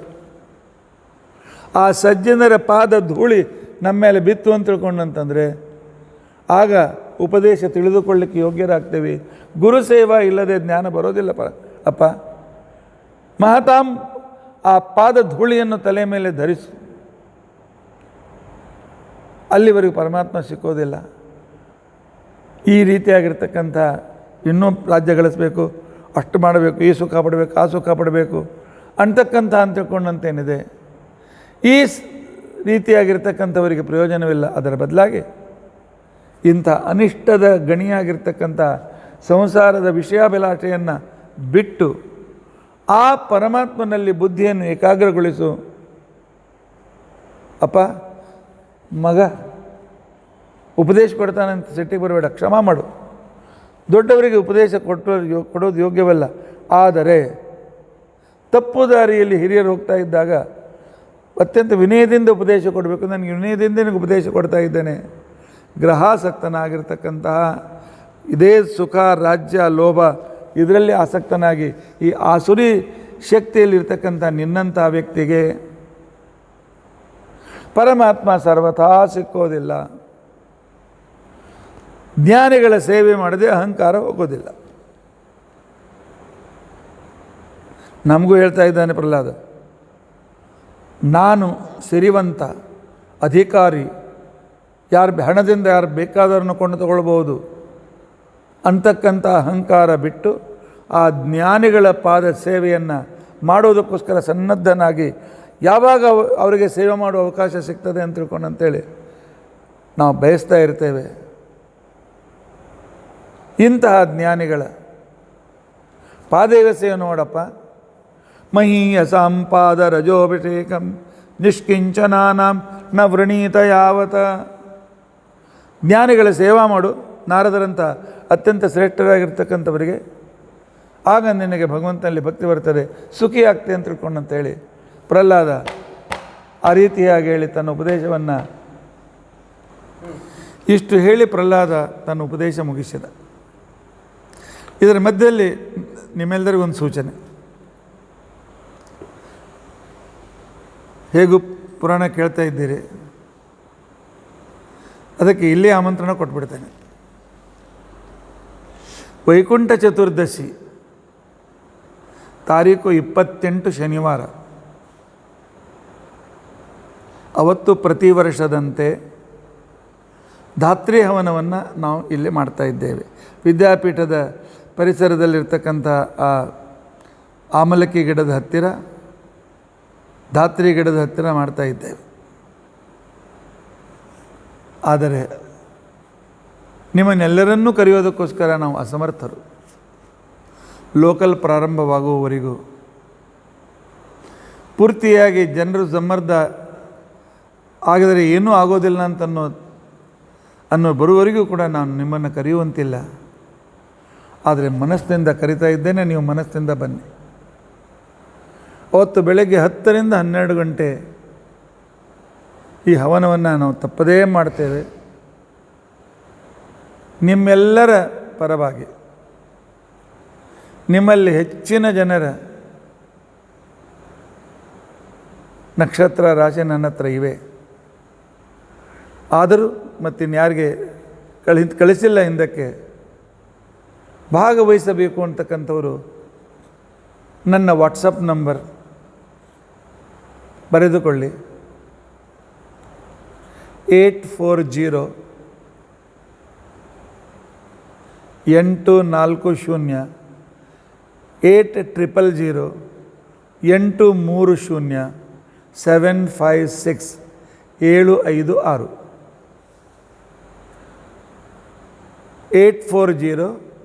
8000 756. 3 ಸಲ ಹೇಳಿದ್ರೆ ಬಾಯ್ಪಾಟ್ ಆಗ್ತಂತೆ. 3ನೇ ಸಲ ಹೇಳ್ತೇನೆ. 840 8000 756. ಈ ನಂಬರಕ್ಕೆ ನಿಮ್ಮ ಹೆಸರನ್ನು ಕಳಿಸಿಕೊಡಿ. ಮತ್ತು ಯಾವಾಗಲೂ ಹೋಮದಲ್ಲಿ ಯಜಮಾನರು ಅಂತ ತಿಳ್ಕೊಂಡು ಅಂಥೇಳಿ ಭಾಗವಹಿಸಬೇಕು ಅಂತ ತಿಳ್ಕೊಂಡು ದೇವರು ಕೂಡ ನೀವು ತಿಳಿಸಿದರೆ ನಿಮ್ಮ ಹೆಸರು ಗೋತ್ರದಲ್ಲಿ ನಿಮ್ಮ ಬಗ್ಗೆಯೂ ಸಂಕಲ್ಪ ಮಾಡ್ತೇವೆ. ಯಾಕೆ ಅಂತ ತಿಳ್ಕೊಂಡಂತಂದರೆ ಧಾತ್ರಿ ಹವನ ಅಂತ ತಿಳ್ಕೊಂಡಂತ ಅನ್ನೋದು ತುಳಸಿಯ ನಂತರ ಅತಿ ಶ್ರೇಷ್ಠವಾಗಿರ್ತಕ್ಕಂಥದ್ದು ನೆಲ್ಲಿ ಗಿಡ. ಅಮೃತ ಮಂಥನದಲ್ಲಿ ಅಮೃತ ಹುಟ್ಟಿರ್ತಕ್ಕಂಥ ಸಂದರ್ಭ. ಆ ಕಾಲದಲ್ಲಿ ಅಸುರರನ್ನು ಸೋಲಿಸಿ ತನ್ನ ದೇವತೆಗಳಿಗೆ ಅಮೃತವನ್ನು ಹಂಚಿದಾಗ ಪರಮಾತ್ಮನ ಆ ಸಂತೋಷದ ಆನಂದಾಶ್ರುಗಳ 2 ಹನಿ ಕ್ಷೀರ ಸಮುದ್ರದ ಮೇಲೆ ಬಿತ್ತಂತೆ. ಆ 2 ಹನಿಗಳಿಂದಲೇ ಹುಟ್ಟಿರ್ತಕ್ಕಂಥದ್ದು ತುಳಸಿ ಮತ್ತು ನೆಲ್ಲಿ. ಶ್ರೇಷ್ಠ ಔಷಧಿಗಳು. ಹಿಂದಕ್ಕೆ ನೆಲ್ಲಿಕಾಯಿ, ಅಳಲೆಕಾಯಿ, ಇನ್ನೊಂದು ಅದಕ್ಕೆ ತಾರಿಕಾಯಿ ಅಂತ ಕರೀತಾರೆ. ಆಮ್ಲ, ಬೇಡ ಏನೊಂದೇನೋ ಅಂತಿದೆ, ತ್ರಿಫಲ.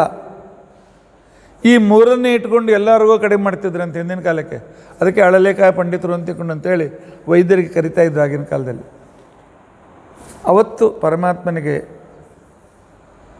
ನಾವು ವನವಿಹಾರಕ್ಕೋಸ್ಕರ ಕರೆದುಕೊಂಡು ಬಂದು ಅವತ್ತಿನ ದಿವಸ ಭಗವಂತನಿಗೆ ಪೂಜೆಯನ್ನು ಮಾಡಿ ಆ ವೃಕ್ಷಕ್ಕೆ ನಾವು ಪ್ರದಕ್ಷಿಣೆಯನ್ನು ಮಾಡಿದರೆ ನಮ್ಮ ಸಕಲ ಪಿತೃಗಳು ಉದ್ಧತರಾಗ್ತಾರೆ. ಪಿತೃಸೇವೆ ಮಾಡಿದ ಪುಣ್ಯ ಸಿಗ್ತದೆ, ಪಾಪಗಳು ದೂರವಾಗ್ತದೆ, ಮಕ್ಕಳು ಮೊಮ್ಮಕ್ಕಳು ಬಂಧು ಬಾಂಧವರು ಸುಖಿಯಾಗಿರ್ತಾರೆ. ಎಲ್ಲಕ್ಕಿಂತ ಹೆಚ್ಚು ಭಗವಂತ ಜ್ಞಾನಭಕ್ತಿ ವೈರಾಗ್ಯಗಳನ್ನು ಕೊಟ್ಟು ನಮ್ಮನ್ನು ಉದ್ಧಾರ ಮಾಡ್ತಾನೆ. ನಮಗೆ ಸಾಧನ ಮಾಡಿಸಿ ಅಪರೋಕ್ಷ ಜ್ಞಾನ ಕೊಟ್ಟು ಮೋಕ್ಷಕ್ಕೆ ಕರೆದುಕೊಂಡು ಹೋಗ್ತಾನೆ. ಆದ್ದರಿಂದ ತಾವೆಲ್ಲರೂ 10 ರಿಂದ 12 ಗಂಟೆಯಲ್ಲಿ ಮನೆಯಲ್ಲಿ ಧಾತ್ರಿಯನ್ನು ನೆನೆಸ್ತಾ ಇವನ್ನೆಲ್ಲಿ ಭಾಗವಹಿಸಿ. ಅಲ್ಲಿ ಪ್ರಾರ್ಥನಾ ಮಂತ್ರ ಇದೆ. ಅದು ನಾನು ನಮ್ಮ ಸರ್ವಜ್ಞ ವಿದ್ಯಾಪೀಠ, ಸರ್ವಜ್ಞ ಸಂದೇಶ ಮತ್ತು ಆನಂದ ವಿಹಾರ ವಿದ್ಯಾಲಯದ ಇದರಲ್ಲಿ ನಾನು ಕಳಿಸ್ಕೊಡ್ತೇನೆ. ಅದನ್ನು ಕೂಡ ಅವತ್ತು ಪ್ರಾರ್ಥನೆ ಮಾಡಿ. ಪ್ರಹ್ಲಾದನ ಮಾತನ್ನು ಕೇಳಿದ ಹಿರಣ್ಯಕಶಿಪು ಸಿಟ್ಟು ಬಂತು ಅವನಿಗೆ.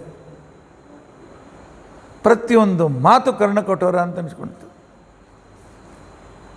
ಆ ನಂತರ ತನ್ನ ತುಟಿಯನ್ನು ಕಚ್ಚಿದ. ಸಿಟ್ಟಿನಿಂದ ನಡುಕ್ತಾ ಇರ್ತಕ್ಕಂಥ ಪ್ರಹ್ಲಾದನನ್ನು ಎತ್ತಿ ನೆಲದ ಮೇಲೆ ಎಸೆದ್ಬಿಟ್ಟ. ಮಗ ಸಾಯ್ತಾನೆ ವಿಚಾರ ಇರಲಿಲ್ಲ. ಯಾಕೆ ಅಂತ ತಿಳ್ಕೊಂಡಂತಂದರೆ ಒಂದು ವಿಶಿಷ್ಟವಾಗಿರ್ತಕ್ಕಂಥ ಆಗ್ರಹದ ಒಂದು ಏನು ವಿಚಾರದಲ್ಲಿ ಮನುಷ್ಯ ದಾಸನಾಗಿರ್ತಾನೆ. ಎದುರಿಗಿದ್ದ ವ್ಯಕ್ತಿ, ಸಿಟ್ಟಿಗೆ ಬಂದ ವ್ಯಕ್ತಿ ಯಾರನ್ನ ಏನು ಮಾಡ್ತಾನೆ ಹೇಳಲಿಕ್ಕೆ ಬರೋದಿಲ್ಲ. ನಾನು ಎಷ್ಟೋ ಜನ ನೋಡಿದ್ದೇನೆ. ಸಿಟ್ಟಿಗೆ ಬಂದ ಮಕ್ಕಳು ನೂಕರನ್ನೂ ನೋಡಿದ್ದೇನೆ. ಹಿಂದಿನ ಕಾಲ ಬಡಿಗೆ ತೊಗೊಂಡು ಹೊಡೆಯೋದು ನೋಡಿದ್ದೇನೆ. ಈಗ ಹೊಡಲಿಕ್ಕೆ ಯಾರಿಗೂ ಧೈರ್ಯ ಇಲ್ಲ. ಈಗ ಅದೇ ಮಕ್ಕಳು ಕಂಪ್ಲೇಂಟ್ ಮಾಡೋರು ಜೈಲಿಗೆ ಹಾಕ್ತಾರೆ ಅಂತ ತಿಳ್ಕೊಂಡು. ಸಿಟ್ಟು ಮನುಷ್ಯನಿಗೆ ಕೆಟ್ಟದ್ದು. ಆ ಕಾಲದಲ್ಲಿ ಹೇಳ್ತಾನೆ, ನಿಶ್ಚಿತವಾಗಿಯೂ ಕೂಡ ನಿನ್ನನ್ನು ಕೊಲ್ಲಲೇಬೇಕು. ರಾಕ್ಷಸರೇ ಬನ್ನಿ, ಎದುರಿನ ಕರ್ಕೊಂಡು ಹೋಗ್ರಿ, ಕೊಂದು ಅವನ ದೇಹದ ತುಂಡುಗಳನ್ನು ತಂದು ತೋರಿಸರಿ ಅಂತ ತಿಳ್ಕೊಂಡು ಅಂತ ಹೇಳ್ತಾ ಇದ್ದಾನೆ. ಇವನನ್ನು ಕೊಲ್ಲಲೇಬೇಕು. ಯಾಕೆ ಅಂತ ತಿಳ್ಕೊಂಡಂತ ನಮ್ಮ ತಿರಸ್ಕಾರಕ್ಕೆ ಯೋಗ್ಯನಾಗಿರ್ತಕ್ಕಂಥ ವ್ಯಕ್ತಿ. ಬಂಧುಗಳಾದ ನಮ್ಮನ್ನು, ದೈತ್ಯರನ್ನು ತಿರಸ್ಕಾರ ಮಾಡಿ, ದೈತ್ಯರನ್ನು ದಡ್ಡರು ಭೋಗಾಸಕ್ತರು ಅಂತ ತಿಳ್ಕೊಂಡು ಅಂಥೇಳಿ ನನ್ನ ತಮ್ಮನನ್ನು ಕೊಂದಿರ್ತಕ್ಕಂಥ ಆ ವಿಷ್ಣುವಿನ ಭಕ್ತಿ ಮಾಡು ಅಂತ ಹೇಳ್ತಾನಲ್ಲ. ವಿಷ್ಣುನ ಸೇವಾ ಮಾಡು ಅಂತ ತಿಳ್ಕೊಂಡು ಅಂತ ಹೇಳ್ತಾನಲ್ಲ, ಇಂಥ ವ್ಯಕ್ತಿ ಕೊಲ್ಲಲಿಕ್ಕೆ ಯೋಗ್ಯ. ವಿಷ್ಣು ಭಕ್ತರು ನಮ್ಮಿಂದ ವಧ್ಯರು. 5 ವರ್ಷದ ಹುಡುಗ, ತಂದೆ ತಾಯಿ ಬಂಧುಗಳನ್ನು ಕೂಡ ಬಿಟ್ಟಿರ್ತಕ್ಕಂಥ ಚಂಚಲ ಸ್ವಭಾವದವನು. ಈ ವಿಷ್ಣು ಇವನಂಥವನು ತೊಗೊಂಡ್ರೆ ಏನು ಮಾಡ್ತಾನೆ? ವಿಷ್ಣುವಿಗೆ ಉಪಯೋಗ ಬೀಳಂಗಿಲ್ಲ. ವಿಷ್ಣುವಿಗೆ ಯಾರಿಗೂ ಉಪಯೋಗ ಬೇಕಾಗಿಲ್ಲ, ಅದು ಗೊತ್ತಿಲ್ಲ ಹಿರಣ್ಯಕಶಿಪುವಿಗೆ. ಆದ್ದರಿಂದಾಗಿ ವಿಷ್ಣುಗೂ ಇವನು ಉಪಕಾರ ಮಾಡೋದಿಲ್ಲ, ನಮಗೂ ಉಪಕಾರ ಮಾಡೋದಿಲ್ಲ. ಆದರೆ ಇಂಥ ಅಯೋಗ್ಯ ವ್ಯಕ್ತಿಗಳನ್ನು ಮಕ್ಕಳು ಅಂತ ಇಟ್ಕೊಳ್ಳೋ ಬದಲಾಗಿ ಸುಮ್ಮನೆ ಒಳ್ಳೆ ಮಕ್ಕಳನ್ನು ದತ್ತಕ್ಕೆ ತೆಗೆದುಕೊಳ್ಳೋದು ಒಳ್ಳೆಯದು. ಯಾಕೆ ಅಂತಂದರೆ, ಆಗಲೇ ಹೇಳಿದ್ನಲ್ಲ, ಆಮಲಕಿ ನೆಲ್ಲಿಕಾಯಿ ಒಗರಿರ್ತದೆ, ಹಾಗಲಕಾಯಿ ಕಹಿ ಇರ್ತದೆ ತೆಗೆದುಕೊಳ್ಳುವಾಗ. ಆದರೆ ಹೊಟ್ಟೆ ಹೋದ ನಂತರ ಎಲ್ಲ ರೋಗಗಳನ್ನು ಗುಣ ಮಾಡ್ತದೆ. ಆದ್ದರಿಂದಾಗಿ ಬೇರೆಯವರ ಮಕ್ಕಳು ಬೇರೆಯವರಂತ ಅನಿಸ್ಕೊಂಡು ನಮ್ಮವರಲ್ಲ ಅಂತ ತಿಳ್ಕೊಂಡಂಥ ದುಃಖ ಆದರೂ ಪರವಾಗಿಲ್ಲ. ಅವರು ನಮಗೆ ಅನುಕೂಲರಾಗಿದ್ದರೆ ಅವರನ್ನೇ ಮಗ ಅಂತ ತಿಳ್ಕೊಂಡಂತೇಳಿ ಸ್ವೀಕರಿಸೋದ್ರಲ್ಲಿ ಏನು ಅಡ್ಡಿ ಇಲ್ಲ. ಇಂಥ ವ್ಯಕ್ತಿ ಏನು ಬೇಕಾಗಿಲ್ಲ. ರೋಗನಾಗಿರ್ತಕ್ಕಂಥ ವ್ಯಕ್ತಿ ಸ್ವಂತ ಮಗ ಇದ್ದರೂ ಕೂಡ ಅವನು ಗ್ರಾಹ್ಯವಲ್ಲ. ನಮ್ಮ ವಿರುದ್ಧವಾಗಿರ್ತಕ್ಕಂಥ ಅವನು ರೋಗದಂತೆ ಇರತಕ್ಕಂಥ ವ್ಯಕ್ತಿ. ನನ್ನ ದ್ವೇಷಿಯನ್ನು ಪ್ರೀತಿ ಮಾಡ್ತಾನೆ ಇವನು. ಹೇಗೆ ಬೆರಳಿಗೆ ಹಾವು ಕಚ್ಚಿದರೆ ವಿಷ ಏರಬಾರ್ದು ಅಂತ ತಗೊಂಡು ಬೆರಳನ್ನು ಕತ್ತರಿಸಿ ಹಾಕ್ತಿದ್ರು ಹಿಂದಿನ ಕಾಲಕ್ಕೆ. ಅಷ್ಟು ಧೈರ್ಯ ನಮ್ಮಲ್ಲಿ ಇರೋದಿಲ್ಲ. ಅದರಿಂದಾಗಿ ನಮಗೆ ಯಾರಿರೋದಿಲ್ಲ. ಛಿಂದ್ಯಾತ್ತದಂಗಂ ಯದುತಾತ್ಮನೋಹಿತಂ. ಇವತ್ತು ಡಯಾಬಿಟೀಸ್ ಇತ್ಯಾದಿಗಳಿಂದ ಗ್ಯಾಸ್ ಗ್ಯಾಂಗ್ರೀನ್ ಆದರೆ ಆಯಾ ಭಾಗದ ಅಂಗಗಳನ್ನು ಕಟ್ ಮಾಡ್ತಾರಲ್ಲ, ಇವನಾದರೂ ಉಳಿಲಿ, ಪೂರ್ತಿ ಬೆಳೆದು ಇವನು ಸತ್ತೋಗ್ತಾನೆ ಅಂತ ತಿಳ್ಕೊಂಡು ಅಂತೇಳಿ ಆ ರೀತಿಯಾಗಿ ಇವನು ನಮ್ಮ ಶರೀರದಲ್ಲಿರ್ತಕ್ಕಂಥ ಒಂದು ರೋಗ. ಈ ಅಂಗ ನನ್ನ ಶರೀರದ, ನನ್ನ ಮಗನೇ, ನನ್ನ ಶರೀರದ ಒಂದು ಭಾಗ. ಆದರೆ ಇವನು ಕೊಳೆತು ಹೋಗಿದ್ದಾನೆ, ಇವನಿಂದ ನಾವು ಕೊಳೆತು ಹೋಗ್ತೇವೆ, ಕತ್ತರಿಸೇನೆ ಅಂತ ತಿಳ್ಕೊಂಡು ಅಂತ ಹೇಳ್ತಾ ಇದ್ದಾನೆ. ಅಸುರರ ಕುಲದಲ್ಲಿ ಹುಟ್ಟಿದರೂ ಕೂಡ ಅಸುರ ಸಂಸ್ಕೃತಿಯನ್ನು ವಿರೋಧ ಮಾತನಾಡ್ತಾ ಇದ್ದಾನೆ. ಆದ್ದರಿಂದಾಗಿ ಯಾವ ಇಂದ್ರಿಯದಿಂದ ನಮಗೆ ಹಾನಿ ಇದೆ ಆ ಇಂದ್ರಿಯ ಕಟ್ ಮಾಡಬೇಕು. ಒಂದು ರೀತಿಯಿಂದ ಹಿರಣ್ಯಕಶಿಪು ಹೇಳಿದ್ದು ಸರಿಯೇ ಇದೆ. ಯಾವ ಅವಯವಗಳಿಂದ ಪಾಪ ಮಾಡ್ತೇವೆಯೋ ಆ ಅವಯವಗಳನ್ನು ಕಿತ್ತು ಹಾಕಬೇಕು ಅಂತ ತಿಳ್ಕೊಂಡಂತಾರೆ. ಏನು ರೀ ಆಚಾರ್ಯ, ಹಿಂದಿನ ಕಾಲಕ್ಕೆ ಅಷ್ಟು ಕಠೋರವಾದ ಶಿಕ್ಷೆ ಅನುಭವಿಸ್ತಾ ಇದ್ರು. ಶಂಖ ಲಿಖಿತ ಅಂತ ತಿಳ್ಕೊಂಡಂತೇಳಿ ಇಬ್ಬರು ಅಣ್ತಮ್ಮಂದರು, ಇಬ್ಬರು ಅದ್ಭುತವಾಗಿರ್ತಕ್ಕಂಥ ಧರ್ಮಶಾಸ್ತ್ರಜ್ಞರು. ಧರ್ಮಶಾಸ್ತ್ರದಲ್ಲಿ ಇವತ್ತು ಶಂಖಸ್ಮೃತಿ, ಲಿಖಿತ ಸ್ಮೃತಿ, ಶಂಖಲಿಖಿತ ಸ್ಮೃತಿ 3 ಉಪಲಬ್ಧ ಇವೆ. ಭಾಳ ಒಳ್ಳೆ ಶ್ರೇಷ್ಠ ವಿಚಾರಗಳನ್ನು ಹೇಳಿದ್ದಾರೆ. ಒಂದು ಸರ್ತೆ ಲಿಖಿತ ತಮ್ಮ, ಶಂಖ ಅಣ್ಣ. ಲಿಖಿತ ಅಣ್ಣನ ಮನೆಗೆ ಬಂದ. ಅಣ್ಣನ ಮನೆಗೆ ಬಂದಿರತಕ್ಕಂಥ ಸಂದರ್ಭದಲ್ಲಿ ಅಣ್ಣ ಊರಿರಲಿಲ್ಲ, ಎಲ್ಲೋ ಯಾವುದೋ ಯಜ್ಞಕ್ಕೆ ಹೋಗಿದ್ದ. ಆಶ್ರಮದಲ್ಲಿ ಬಾಗಲ ಬೀಗ ಹಾಕಿತ್ತು. ಶಿಷ್ಯರನ್ನು ಕರೆದುಕೊಂಡು ಹೋಗಿದ್ದ ಶಂಖ. ಅಲ್ಲೇ ಉಳಿದ. ಅಣ್ಣ ಬರೋರಿಗೆ ಮತ್ತವರಿಗೆ ದೂರದಿಂದ ಮತ್ತೆ ಹೇಗೆ ಬರಬೇಕು ಅಂತ ತಿಳ್ಕೊಂಡಂತೇಳಿ ಮನೆ ಬಾಗಿಲಿದ್ದರಿಂದ ಅಲ್ಲಿ ಬಾವಿ ಇತ್ತು, ಸ್ನಾನ ಮಾಡ್ದ, ಅನ್ನಿಕ ಮಾಡ್ಕೊಂಡ. ಹಸಿವೆ ಆಯಿತು, ಅಲ್ಲೇ ಹಣ್ಣಿನ ಗಿಡಗಳಿದ್ದು, ಹಣ್ಣು ತೆಗೆದುಕೊಂಡು ತಿಂದ. ಮರು ದಿವಸ ಅಣ್ಣ ಬಂದ. ಯೋಗಕ್ಷೇಮ ಆಯಿತು. ಅವನ ಅಣ್ಣನಿಗೆ ಹೇಳ್ದ, ಅಣ್ಣ ನನ್ನ ಕಡೆಯಿಂದ ಪಾಪ ಆಗ್ಯದ, ಅದಕ್ಕೆ ಶಿಕ್ಷೆ ಕೊಡು ಅಂತ ತಿಳ್ಕೊಂಡಂತೇಳಿ. ಏನು ಪಾಪ ಮಾಡಿದೆಪ್ಪ? ಇಲ್ಲ, ನೀನು ಇಲ್ಲದೇ ಇದ್ದಾಗ ನಾನು ನಿನ್ನ ಆಶ್ರಮದ ಹಸಿವಾಯಿತು ಅಂತ ಹಣ್ಣು ತಿಂದೀನಿ. ಯಜಮಾನನ ಪರ್ಮಿಷನ್ ಇಲ್ಲದೆ ಏನು ತೆಗೆದುಕೊಳ್ತೀವಿ ಅದು ರೌರವ ನರಕಕ್ಕೆ ಕಾರಣವಾಗ್ತದೆ. ನಮ್ಮ ಬಾಜುಕಿನವ್ರು 6 ಗಂಟೆಗೆ ಹೇಳ್ತಾರೆ, ಬಿಡ್ರಿ 5ಕ್ಕೆ ಹೋಗಿ ಹೂಗಳನ್ನು ಕಸ್ಕೊಂಡು ಬಂದು ದೇವ್ರಿಗೆ ಏರಿಸ್ತೀವಿ ಅಂತ ತಿಳ್ಕೊಂಡಂತಕ್ಕಂಥವ್ರನ್ನು ಶಾಸ್ತ್ರ ನಿಂದೆ ಮಾಡ್ತಾರೆ. ತಾನು ಆ ಯಜಮಾನನ ಪರ್ಮಿಷನ್ ಇಲ್ಲದೆ ಅವನ ಕೈಯಿಂದ ಬಿದ್ದಿರ್ತಕ್ಕಂಥ 1 ಪೈಸಾ ಎತ್ತಿದರೂ ರೌರವ ನರಕ ಇದೆ. ಇನ್ನು ಕಳ್ಳತನ ಮಾಡ್ತಕ್ಕಂಥ ಸ್ವಭಾವ ಇರ್ತಕ್ಕಂಥವ್ರಿಗೆ ಏನು ಹೇಳಿಕ್ಕೆ ಬರೋದಿಲ್ಲ. ಅದಕ್ಕೆ ನಂಗೆ ಶಿಕ್ಷಾ ಕೊಡು ಅಂತ ಹೇಳಿ ಅಣ್ಣ ಅನ್ಬೇಕಾಗಿತ್ತು. ಏನಪ್ಪ ಅಣ್ಣನ ಮನೆ ಅದ, ತೊಗೊಂಡ್ರೆ ಏನಾಯಿತು ಬಿಟ್ಬಿಡು ಅಂತೇಳಿ ಅವನು ಧರ್ಮ ಪ್ರಕಾರ ಅಲ್ಲೇ ಧರ್ಮನಿಷ್ಠರ. ನೋಡಪ್ಪ ಶಿಕ್ಷೆ ಕೊಡ್ಲಿಕ್ಕೆ ನಾನು ಯಾರು, ನ್ಯಾಯ ನಿರ್ಣಯ ಮಾಡ್ತಕ್ಕಂಥ ಒಂದು ರಾಜನ ಹತ್ರ ಹೋಗು ಅಂತೇಳಿ ಆಯಿತು. ಲಿಖಿತ ರಾಜನ ಹತ್ರ ಹೋದ. ಅಂದರೆ ಹಿಂದಿನ ಕಾಲದಲ್ಲಿ ತಪ್ಪು ಮಾಡಿದಾಗ ತಾವೇ ಪ್ರಾಯಶ್ಚಿತ್ತ ಮಾಡಿಕೊಂಡು ಪುನರ್ಜನ್ಮ ಬರದಂತೆ ನೋಡಿಕೊಳ್ತಾ ಇದ್ದರು ಜ್ಞಾನಿಗಳು. ನಾವು ಬಂದದಷ್ಟು ಬರಲಿ, ದಿವಸಕ್ಕೆ 10 ಜನ್ಮ ಬರಲಿ ಅಂತಕೊಂಡು ಅಷ್ಟು ಪಾಪ ಮಾಡ್ತೀವಿ ನಾವು. ರಾಜನ ಹತ್ರ ಹೋದಾಕ್ಷಣಕ್ಕೆ ರಾಜ ಹೇಳ್ದ, ನೀವು ಮಹಾಜ್ಞಾನಿಗಳು, ನಮ್ಮ ದೇಶದಲ್ಲಿರ್ತಕ್ಕಂಥ ಮಹಾವಿದ್ವಾಂಸರು, ಅಣ್ಣನ ಮನೆಯೊಳಗೆ ತೊಗೊಂಡಿರಲ್ಲ, ಅದರಿಂದಾಗಿ ಏನು ಬೇಡ ಪರವಾಗಿಲ್ಲ ಅಂತ ಹೇಳೋದು. ಲಿಖಿತ ಹೇಳೋದಿಲ್ಲ, ತಪ್ಪು ಮಾಡಿದ್ದೇನೆ, ಶಿಕ್ಷೆ ಆಗಲೇಬೇಕು. ಆದ್ದರಿಂದಾಗಿ ಏನು ಶಿಕ್ಷೆ ಕೊಡ್ತೀವಿ ತೆಗೆದುಕೊಳ್ತೇನೆ, ನನಗೆ ಶಿಕ್ಷಾ ಕೊಡಪ್ಪ, ಪಾಪದಿಂದ ಮುಕ್ತನಾಗಬೇಕಾಗಿದೆ ನನಗೆ. ಈ ಔದಾರ್ಯ ನಮ್ಮಲ್ಲಿದೆಯೇ? ಇಲ್ಲ. ರಾಜ ಹಾಗಾದರೆ ಸರಿ, ರಾಜರು ಆಗಿನ ಕಾಲಕ್ಕೆ ಒಮ್ಮೆಲೆ ನಿರ್ಣಯ ಕೊಡ್ತಿರಲಿಲ್ಲ. ಧರ್ಮಶಾಸ್ತ್ರಜ್ಞನ ಕರೆಸಿ ಅವರ ಅಭಿಪ್ರಾಯ ಕೇಳ್ತಿದ್ರು. ಅವೇನು ಮಾಡಿದೆ, ಅವ್ರ ಅಣ್ಣ ಶಂಕನನ್ನೇ ಕರೆದು ನೀವು ಇಂಥ ಹಿಡಿತಾಗಂತ ಒಂದು ಕೇಸ್ ಬಂದದು, ವ್ಯವಹಾರದಲ್ಲಿ ನಿಮ್ಮ ತಮ್ಮ ಆಗಿರಬೇಕು, ಈಗ ಅಪರಾಧಿ ಅವನು, ಆದ್ದರಿಂದ ಇಂಥ ಇದಕ್ಕೆ ಏನು ಶಿಕ್ಷೆ ಕೊಡಬೇಕು? ಹಸಿವೆಯಾದಾಗ ಹಣ್ಣು ತೆಗೆಯುವ ಕೆಲಸ ಇವನು ಕೈ ಮಾಡಿದ. ಆದ್ದರಿಂದ ಕಳ್ಳತನಕ್ಕೆ ಕೈಗೆ ಅದನ್ನು ಕತ್ತರಿಸ್ಬೇಡಿ ಅಂತ ತಿಳ್ಕೊಂಡಂತ. ಏನು ರೀ ತಮ್ಮನೇ ಇಷ್ಟು ಕಠೋರ ಶಿಕ್ಷೆ? ಶಾಸ್ತ್ರ ಇಲ್ಲಿ ಪಾರ್ಶಾಲಿಟಿ ಇರೋಂಗಿಲ್ಲ ರಾಜ, ಅದನ್ನು ಕೈ ಕತ್ತರಿಸ್ಬೇಕು ಅಂತ ತಿಳ್ಕೊಂಡಂತ. ಆಗ ರಾಜ ಅನಿವಾರ್ಯವಾಗಿ ತನ್ನ ಕೊಲೆಗಡಕರಿಗೆ ಹೇಳ್ದ, ಅವನ ಎರಡು ಕೈ ಕತ್ತರಿಸ್ರಿ ಅಂತ ತಿಳ್ಕೊಂಡಂತ. ಸಂತೋಷದಿಂದ ಕೈ ಮುಂದೆ ಮಾಡಿ ಕತ್ತರಿಸ್ಕೊಂಡಿದ್ದಾನೆ. ಕತ್ತರಿಸ್ಕೊಂಡಿರ್ತಕ್ಕಂಥ ಸಂದರ್ಭದಲ್ಲಿ ಆಗ ತಿರುಗಿ ಬರ್ತಾನೆ ಅಣ್ಣನ ಮನೆಗೆ, ಕೆಲಸ ಇತ್ತು.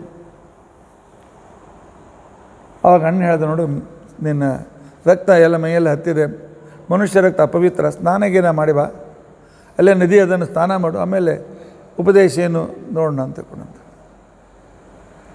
ನದಿಯಲ್ಲೇ ಸ್ನಾನ ಮಾಡುವಾಗ ನದಿ ದೇವತೆಗಳಿಗೆ ಪಿತೃಗಳಿಗೆ ತರ್ಪಣ ಕೊಡಬೇಕು. ನದಿಯಲ್ಲಿ ಹೋಗಿಳಿದ, ಅಮ್ಮ ಅಣ್ಣ ತರ್ಪಣ ಹೇಗೆ ಕೊಡಲಿ? ದೇವತೆಗೆ ಕೇಳಪ್ಪ, ತರ್ಪಣ ಕೊಡಬೇಕಾಗ ದೇವತೆಗಳು ಹೆಂಗೆ ಮಾಡಲಿ ಅಂತೇಳಿ ಅಣ್ಣ ಹೇಳ್ದ. ದೇವತೆಗಳಿಗೆ ತರ್ಪಣ ಕೊಡಬೇಕಾಗಿದೆ, ದೇವತೆಗಳು ನಿನ್ನ ಕೈ ಕೊಟ್ಟಿತ್ತು ಅಂದ್ಕೊಂಡು ಕೈ ಬಂದುಬಿಟ್ಟು ಎರಡು. ಅಂದರೆ ಪಾಪದ ಪ್ರಾಯಶ್ಚಿತ್ತ ಮಾಡಿಕೊಂಡರೆ ಏನು ತ್ರಾಸಾದರೂ ಎಲ್ಲ ಹೊರಟೋಗಿಬಿಡ್ತದೆ ಮತ್ತು ಮೊದಲಿನಂತೆ ಸುಖಿಗಳಾಗ್ತೇವೆ. ಇದು ಭಾರತೀಯ ನ್ಯಾಯ ಪದ್ಧತಿ. ಹಿಂದಕ್ಕೆ ಬಿಜಾಪುರನಲ್ಲಿ ಎಲ್ಲ ನ್ಯಾಯವಾದಿಗಳ, ಎಲ್ಲ ಸಿವಿಲ್ ಜಡ್ಜರು, ಡಿಸ್ಟ್ರಿಕ್ಟ್ ಜಡ್ಜರು, ಆನಂತರ ಹೈಕೋರ್ಟ್ ಜಡ್ಜರು, ವಕೀಲರ ಒಂದು ದೊಡ್ಡ ಸಭೆ ಆಯಿತು. ಸಭೆಯಲ್ಲಿ ವಿಷಯ ಏನಿತ್ತು ಅಂತ ತಿಳ್ಕೊಂಡಂತಂದರೆ, ಹಿಂದೂ ಧರ್ಮ, ಕ್ರಿಶ್ಚಿಯನ್ ಧರ್ಮ ಮತ್ತು ಇಸ್ಲಾಂ ಧರ್ಮದಲ್ಲಿ ನ್ಯಾಯ ವ್ಯವಸ್ಥೆ ಇದರ ಬಗ್ಗೆ ವಿಷಯ ಇತ್ತು. ಅಲ್ಲಿಯ ಒಬ್ಬರು ವಕೀಲರು ನನ್ನ ಹೆಸರನ್ನು ಮತ್ತು ಅಲ್ಲಿ ಆಚಾರ್ಯೊಬ್ಬರು ನನ್ನ ಹೆಸರನ್ನು ಸೂಚನೆ ಮಾಡಿದ್ದರಿಂದಾಗಿ ನನಗೆ ಅವರು ಕರೆಸಿದರು. ನಾನು ಹೋಗಿ ಹೇಳಿದೆ ನ್ಯಾಯ ವ್ಯವಸ್ಥೆಯ ಬಗ್ಗೆ. ಅವ್ರು ಹೇಳಿದರು, ಪ್ರತಿಯೊಬ್ಬರಿಗೂ ಅರ್ಧ ಗಂಟೆಯಿಂದ 45 ನಿಮಿಷ ಇದೆ ಅಂತ ತಿಳ್ಕೊಂಡಂತೇಳಿ. ಆಗ ನಾನು ನ್ಯಾಯ ವ್ಯವಸ್ಥೆ,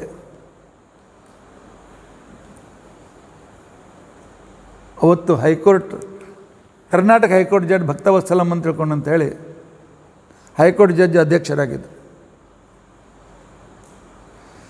ನಾನು ಹೇಳಿದೆ, ನನ್ನ ಪರಿಚಯ ಕೊಡುವಾಗ ಇವರು ಹಿಂದಿ, ಸಂಸ್ಕೃತ, ಕನ್ನಡ, ಮರಾಠಿ ಎಲ್ಲರೂ ಮಾತನಾಡ್ತಾರೆ ಅಂತ ತಿಳ್ಕೊಂಡು ಪರಿಚಯ ಕೊಟ್ಟಿದ್ದರು. ನಾನು ಮೊದಲು ಹೇಳಿದೆ, ನ್ಯಾಯ ವ್ಯವಸ್ಥೆಯಲ್ಲಿ ಎಲ್ಲಿಯವರೆಗೂ ಅಪರಾಧಿಗೆ ನಾನು ಅಪರಾಧ ಮಾಡಿದ್ದೇನೆ, ಶಿಕ್ಷೆ ತೆಗೆದುಕೊಳ್ಳಬೇಕು ಅಂತ ತಿಳ್ಕೊಂಡಂತನ್ನುವ ಆ ಒಂದು ಅಭಿಪ್ರಾಯ ಹುಟ್ಟುವಂಥ ಈ ಜ್ಞಾನ ನಾವು ಜನರಿಗೆ ಕೊಡೋದಿಲ್ಲ. ಅಲ್ಲಿವರೆಗೂ ನ್ಯಾಯ ವ್ಯವಸ್ಥೆಯಲ್ಲಿ ಶಿಕ್ಷೆ ಕೊಟ್ಟರೆ ಅದನ್ನು ಇನ್ನೊಬ್ಬ ಶಿಕ್ಷೆ ಮಾಡ್ತಾನೆ. ಬರೀ ಶಿಕ್ಷೆಯಿಂದ ಮನುಷ್ಯ ಸುಧಾರಿಸೋದಿಲ್ಲ. ಅಪರಾಧಿ ಮನಸ್ಸಿನಲ್ಲಿ ಅಪರಾಧ ಮಾಡಿದ್ದೇನೆ, ಪ್ರಾಯಶ್ಚಿತ್ತ ಮಾಡಬೇಕು ಅಂತ ಅನ್ನುವ ಭಾವನೆ ಇದ್ದರೆ ನ್ಯಾಯ ವ್ಯವಸ್ಥೆಯಲ್ಲಿ ಎಲ್ಲ ರೀತಿಯಾಗಿರ್ತಕ್ಕಂಥ ಉನ್ನತಿ ಬರ್ತದೆ ಅಂತ ತಿಳ್ಕೊಂಡಂತೇಳಿ ಈ ಕಥೆಯನ್ನು ನಾನು ಹೇಳಿ, ನ್ಯಾಯ ವ್ಯವಸ್ಥೆಯಲ್ಲಿ ಈ ರೀತಿಯಾಗಿರ್ತಕ್ಕಂಥ ಕಾನ್ಸೆಪ್ಟ್ ಇದೆ ಅಂತ ಹೇಳಲಿಕ್ಕೆ ನನಗೆ 40 ನಿಮಿಷ ಬೇಕಾಯಿತು. ನಾನು ಹೇಳಿದೆ ನನಗೆ ಇನ್ನೂ ಉಳಿದದ್ದು 5 ನಿಮಿಷ. ಇದರಲ್ಲಿ ನ್ಯಾಯ ವ್ಯವಸ್ಥೆಯ ಕ್ರಮ ನಾನು ಹೇಳೋಕ್ಕಾಗೋದಿಲ್ಲ. ಅದನ್ನು ಸಂಕ್ಷೇಪವಾಗಿ ಒಂದು 5 ನಿಮಿಷದಲ್ಲಿ ಹೇಳ್ತೇನೆ, ಒಂದು 5 ನಿಮಿಷ ಹೆಚ್ಚಿಗೆ ತೆಗೆದುಕೊಳ್ತೇನೆ ಅಂತಂದಾಗ ಅಧ್ಯಕ್ಷರಾಗಿರ್ತಕ್ಕಂಥ ಆ ಹೈಕೋರ್ಟ್ ನ್ಯಾಯಾಧೀಶ ಭಕ್ತವತ್ಸಲಂ ಹೇಳಿದ್ರು, ಇಲ್ಲ ನಿಮಗೆ ನನ್ನ ಟೈಮು ಕೊಡ್ತೇನೆ, ಪೂರ್ತಿ ನ್ಯಾಯ ವ್ಯವಸ್ಥೆ ಬಗ್ಗೆ ಹೇಳಿ ಅಂತ ತಿಳ್ಕೊಂಡಂತೇಳಿ. ಅಷ್ಟರಲ್ಲಿ ಅನೇಕ ಜನ ಮುಸ್ಲಿಂ ವಕೀಲರು ಜಡ್ಜರು ಬಂದಿದ್ದರು. ಅಲ್ಲೊಬ್ಬ ಜಡ್ಜ್ ಅದು ನಿಂತ್ಕೊಂಡು ಹೇಳಿದರು, ये बहुत अच्छे बोल रहे हैं लेकिन पूरी तरह से हमको समझ में नहीं आ रहा है, हिंदी इनको आती है, हिंदी में बोलने के लिए बोलो ಅಂತ. ಆಯ್ತು ಅಂತ ತಿಳ್ಕೊಂಡು ಜಡ್ಜರು ಹೇಳಿದ್ರು, ಆಯ್ತು ನೀವು ಮಾಡ್ರಪ್ಪ ಹಿಂದೇಳು. ನಾನು ಹಿಂದೇಳು ಪ್ರಾರಂಭ ಮಾಡಿದೆ, ಎಲ್ರಿಗೂ ಅರ್ಥ ಆಗ್ತದೆ ಅಂತ ತಿಳ್ಕೊಂಡಂತೆ. 1.5 ತಾಸಿನಲ್ಲಿ ನಮ್ಮಲ್ಲಿ ಹಿಂದಿನ ಕಾಲಕ್ಕೆ ಕೋರ್ಟ್ಗಳು ಹೇಗಿದ್ದು, ಜಡ್ಜರಾಗಬೇಕಾದ್ರೆ ಏನು ಗುಣಗಳು ಬೇಕು, ಆ ನಂತರ ನಮ್ಮಲ್ಲಿ ಮೊಬೈಲ್ ಕೋರ್ಟ್ ಇದ್ದು, ಯಾವುದೋ ಹಳ್ಳಿಯಲ್ಲಿ ಒಬ್ಬ ಅಪರಾಧ ಮಾಡಿದ್ದಾನೆ, ದೂರದ ಹಳ್ಳಿಯಲ್ಲಿ ಬರಲಿಕ್ಕೆ ಅನಾನುಕೂಲತೆ ಇದೆ. ಮಹಾಭಾರತ ಹೇಳ್ತದೆ, ಅನುಶಾಸನ ಪರ್ವ, ಜಡ್ಜ್ ಅವನ ಪ್ರತಿನಿಧಿ ಊರಿನ ತನಕ ಹೋಗ್ರಿ, ಅಲ್ಲಿರ್ತಕ್ಕಂಥ ಅದನ್ನು ಕೇಳಿ ಅಲ್ಲಿ ನಿರ್ಣಯ ಕೊಟ್ಟು ಬನ್ನಿರಿ ಅಂತೇಳಿ. ಮೊಬೈಲ್ ಕೋರ್ಟ್, ಆ ನಂತರ ಒಂದು ಹಳ್ಳಿಯ ಕೋರ್ಟ್ಗಳು, ತಾಲೂಕಾ ಕೋರ್ಟ್ಗಳು, ಆ ನಂತರ ಮತ್ತು ರಾಜ ನಿರ್ಣಯ ಕೊಡ್ತಕ್ಕಂಥ ಜಡ್ಜ್, ರಾಜನ ಹೇಗಿರಬೇಕು, ಯಾವ ವೇಷದಿಂದ ಬರಬೇಕು, ಜ್ಯೂರಿಗಳು ಹೇಗಿರಬೇಕು. ಬಹಳ ಅದ್ಭುತವಾದ ವಿಚಾರ ಅನುಶಾಸನ ಪರ್ವದಲ್ಲಿ. ಮತ್ತು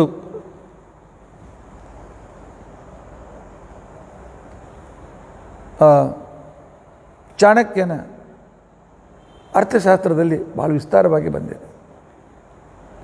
ಈ ರೀತಿಯಾಗಿ ಅಂಥ ಸಂದರ್ಭದಲ್ಲಿ ಈ ದುಷ್ಟನಾಗಿರ್ತಕ್ಕಂಥ ಅಸುರನಿಗೆ ನಾನು ತಪ್ಪು ಮಾಡಿದ್ದೇನೆ ಅಂತ ತಿಳ್ಕೊಂಡಂತ ಅನ್ನಿಸ್ಲಿಲ್ಲ. ಅವನು ಹೇಳಿದ ನಿಜ ಏನು ಅಂತ ತಿಳ್ಕೊಂಡಂತಂದರೆ, ವಿಷದೂಷಿತವಾದ ಅಂಗವನ್ನು ಕತ್ತರಿಸಬೇಕು, ಪಾಪ ಮಾಡಿದ ಅಂಗವನ್ನು ಕತ್ತರಿಸಿ ಹಾಕಬೇಕು.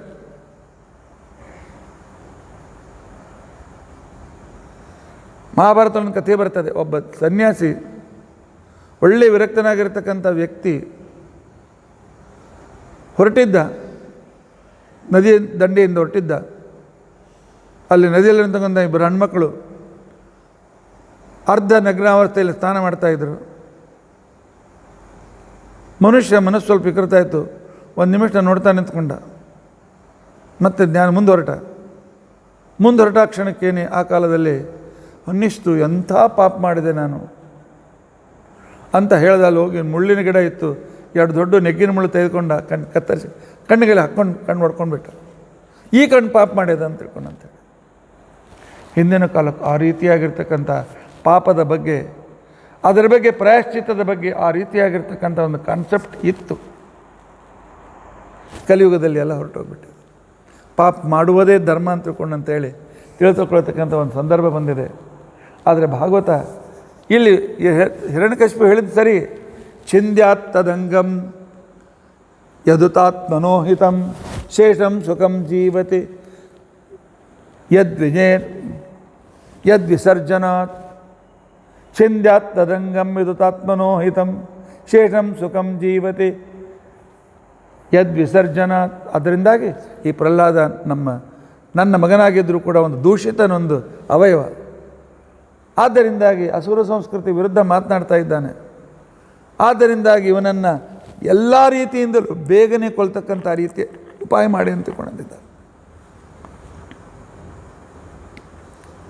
ಉಪಾಯ ಮಾಡಿರಿ ಅಂತ ತಿಳ್ಕೊಂಡಿರ್ತಕ್ಕಂಥ ಸಂದರ್ಭದಲ್ಲಿ ಮೊದಲೇ ಅಸುರರು, ದುಷ್ಟರು, 100 ಜನ ತಮಗೆಲ್ಲ ಬೇರೆ ಬೇರೆ ಆಯುಧಗಳನ್ನು ತೆಗೆದುಕೊಂಡು ಬಂದು ಹೊಡಿತಾ ಇದ್ದಾರೆ, ಬರ್ಚಿಯಿಂದ ಚುಚ್ತಾ ಇದ್ದಾರೆ, ಚಾಕು ಚುಚ್ತಾ ಇದ್ದಾರೆ, ಅದು ಎಲ್ಲ ಮಾಡ್ತಾ ಇದ್ದಾರೆ. ಪಾಪ ಪ್ರಹ್ಲಾದನ ಶರೀರ ಛಿನ್ನ ವಿಚ್ಛಿನ್ನ ಆಗಿರಬೇಕಲ್ಲ. ಶುಕಾಚಾರ್ಯ ಹೇಳ್ತಾರೆ, ಪರೇ ಬ್ರಹ್ಮಣ್ಯ ನಿರ್ದೇಶೆ ಭಗವತ್ಯಖಿಲಾತ್ಮನಿ, ಸರ್ವೋತ್ತಮನಾದ ವೇದಗಳು ಕೂಡ ಯಾವನನ್ನು ವರ್ಣನೆ ಪೂರ್ತಿಯಾಗಿ ವರ್ಣನೆ ಮಾಡಲಿಕ್ಕೆ ಸಾಧ್ಯವಿಲ್ಲ ಅಂತಹ ಪರಮಾತ್ಮನಲ್ಲಿ ಆಸಕ್ತನಾಗಿ ಭಗವಂತನೇ ಅಜ್ಞಾತ ಸಖ ಅಂತೇಳಿ ತಿಳಿದುಕೊಂಡಿರ್ತಕ್ಕಂಥ ವ್ಯಕ್ತಿಗೆ, ಯುಕ್ತಾತ್ಮನಿ